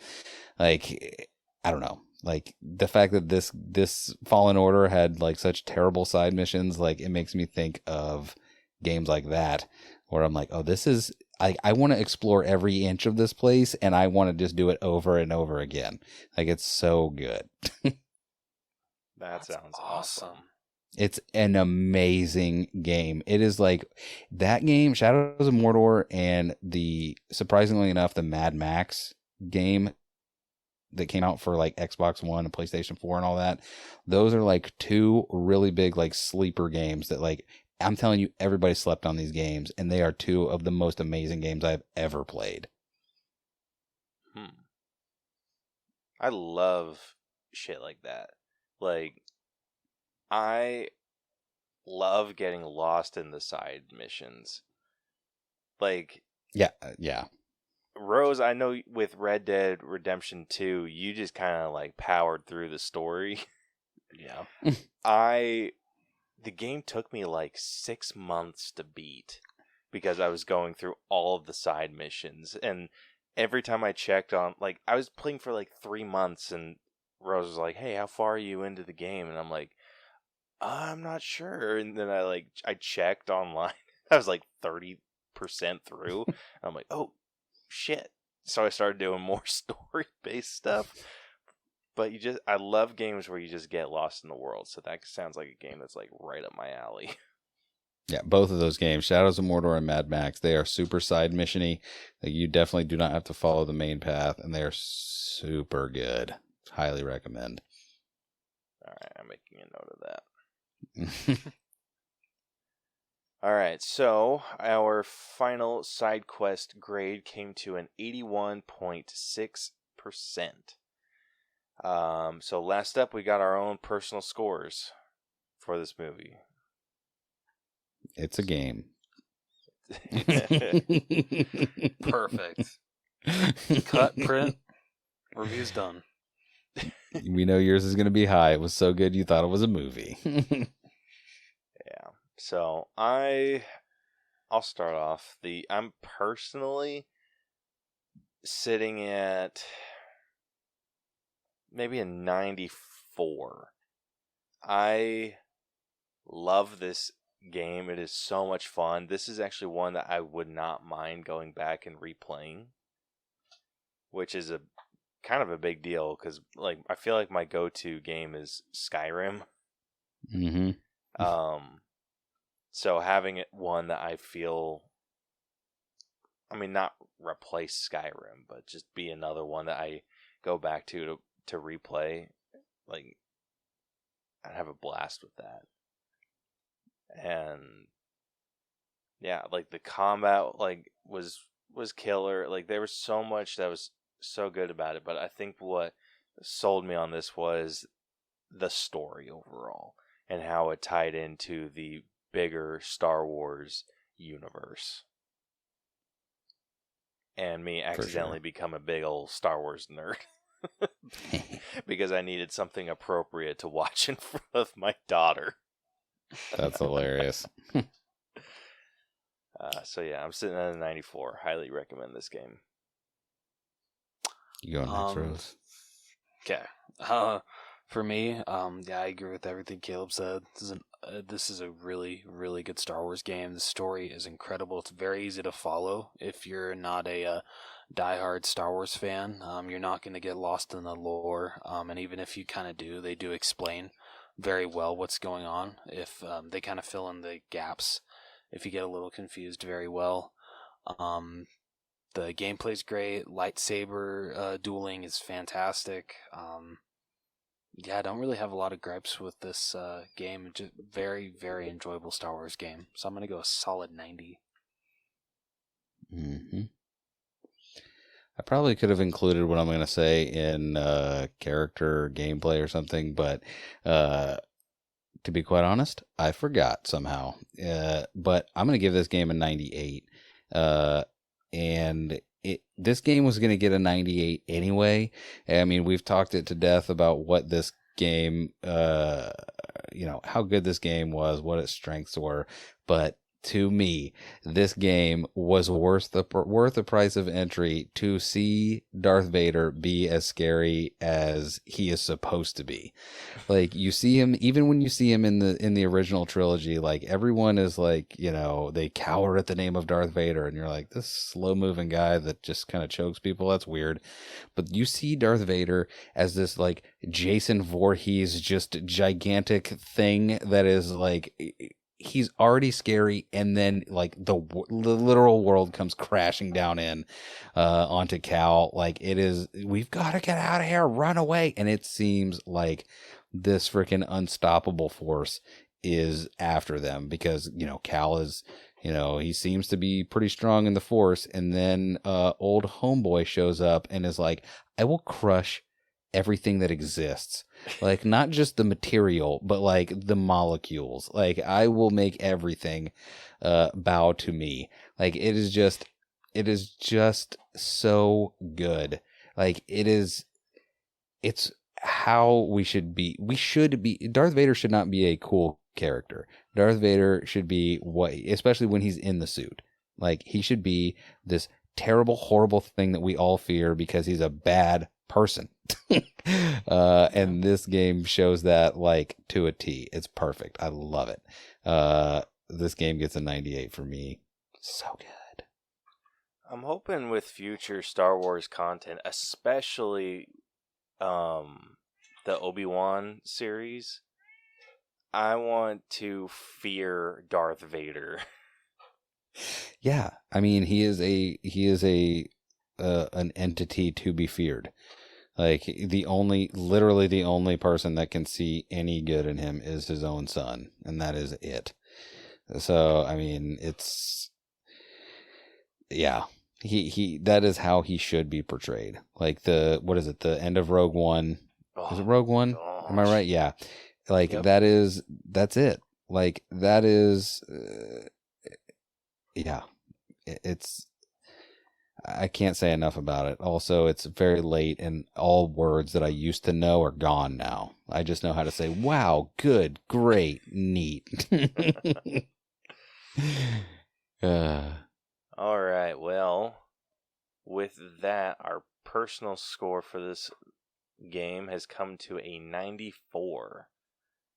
And all of that concludes this breakdown, our third 50th segment breakdown for episode 200. And the final All Bros and Untrained Eye letter grade for Star Wars Jedi Fallen Order has come to A-. I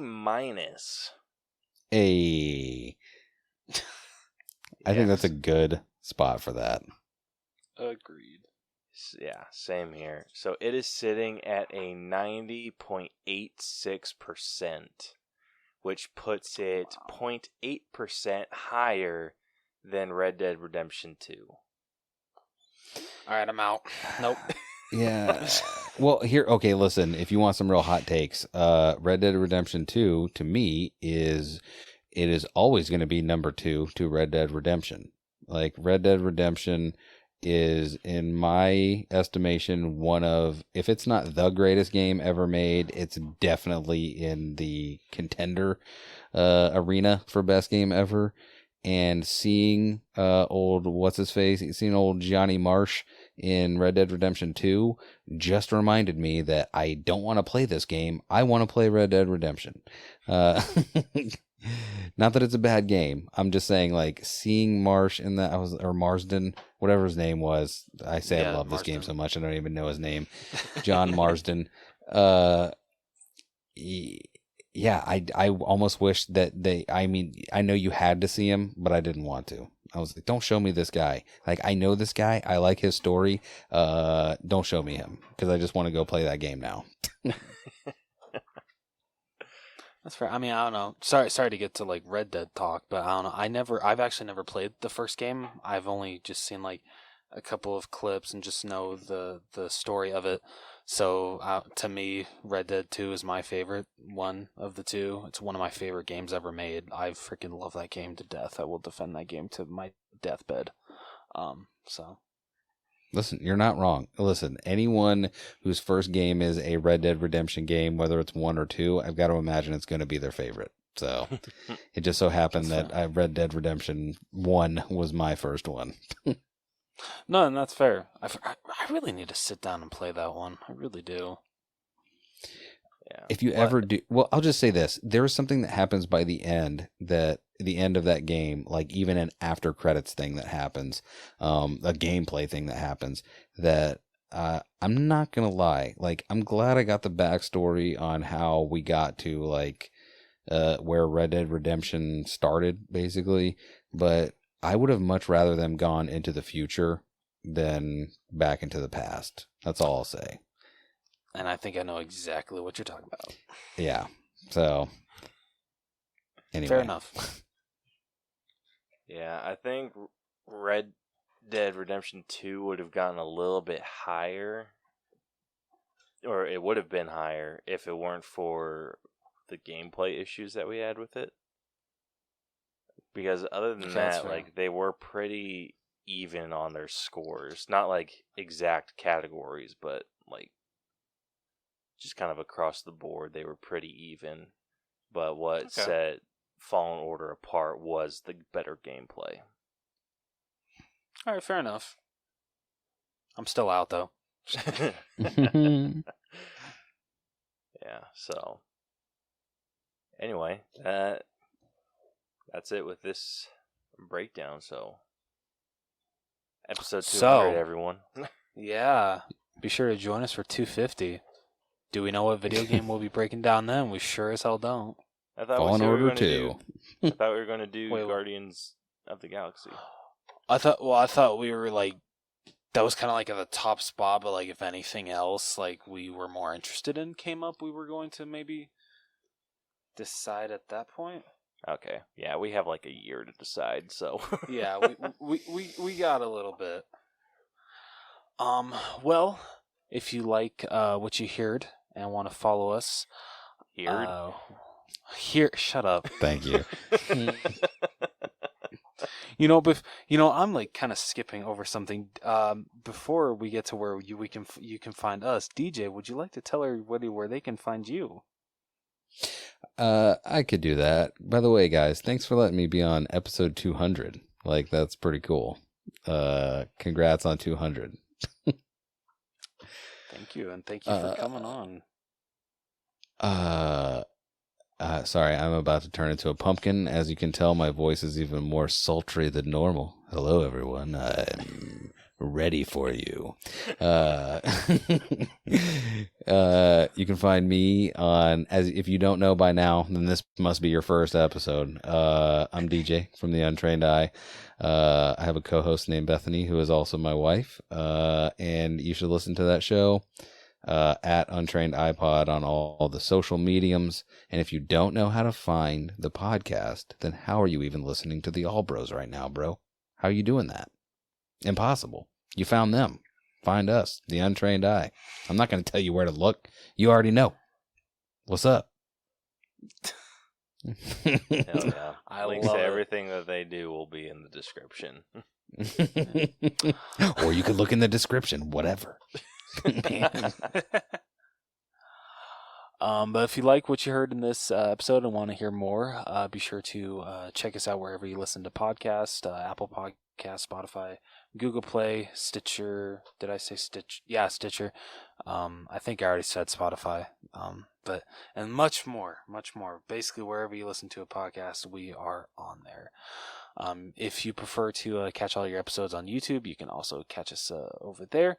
If you want to follow us on our social media, where you can DM us with episode ideas, answer our questions of the week, or if you just want to join us, that would be a great way to get to contact us. If you want to contact us through Facebook, it's facebook.com/The Allbros, Twitter and Instagram @The Allbros, or you can email us at theallbroschannel@gmail.com. And my list just decided to delete itself, and my cat will not stop meowing. Sorry if you guys hear that. If you want to check out our... Oh, and he just walked away. Okay, fine. I love you too, buddy. If you want to check out our website, tinyurl.com/The Allbros, where you can get to know us a little more, or you could also special order a shirt from there, because TeePublic likes to take down every single design that Caleb does. So that's going to be the best. Except Monster House, because what is up with that design? It's a great design, but... Yeah, what's the update? We've had 2 more sales on that since the last time we talked about it. Freaking love it. Oh, gosh, that was amazing. Yeah. Yeah, kudos to you guys for last week's show. That was amazing. That was so good. Wait, you listened to it? You weren't on it, though. Yeah. I mean, I gotta show you. Okay, yeah. Well, I'm just messing. I don't know what else to say. No, I listened so much better if I was able to insert this here, insert this there. I'm just kidding. Listen, we don't have to Totally get into it because, again, I'm about to turn into a pumpkin. But did you watch The Matrix Reloaded? I actually haven't had the chance to yet. So I'm gonna have a double movie marathon with the second and third. You Listen. absolutely have to watch the second one to watch the third, just so you know. Yeah, I've had a feeling I'll be very confused. Yeah, I'm interested to know your thoughts too on Matrix 2 because again, like I'm talking to people like literal over a decade younger than me, so I would love to know what you also think of like what is this thing? Why do people like this? No, I'll be sure to give you my thoughts, just like a brief thing of number 2 when we do number 3 Next Gross. Yeah, next week. So yeah, that's honestly really it.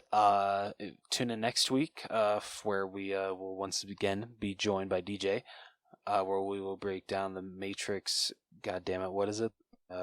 Revolutions. Thank you.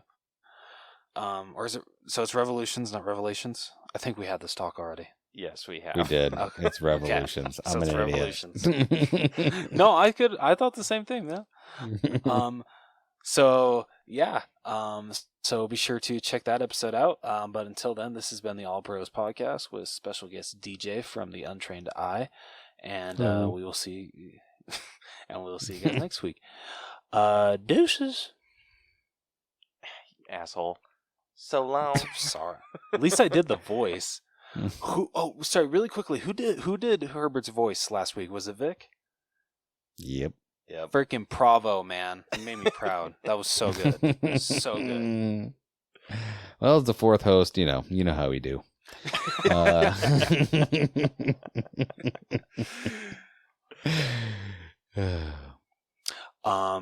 yeah, God, yeah, bye. Oh, God.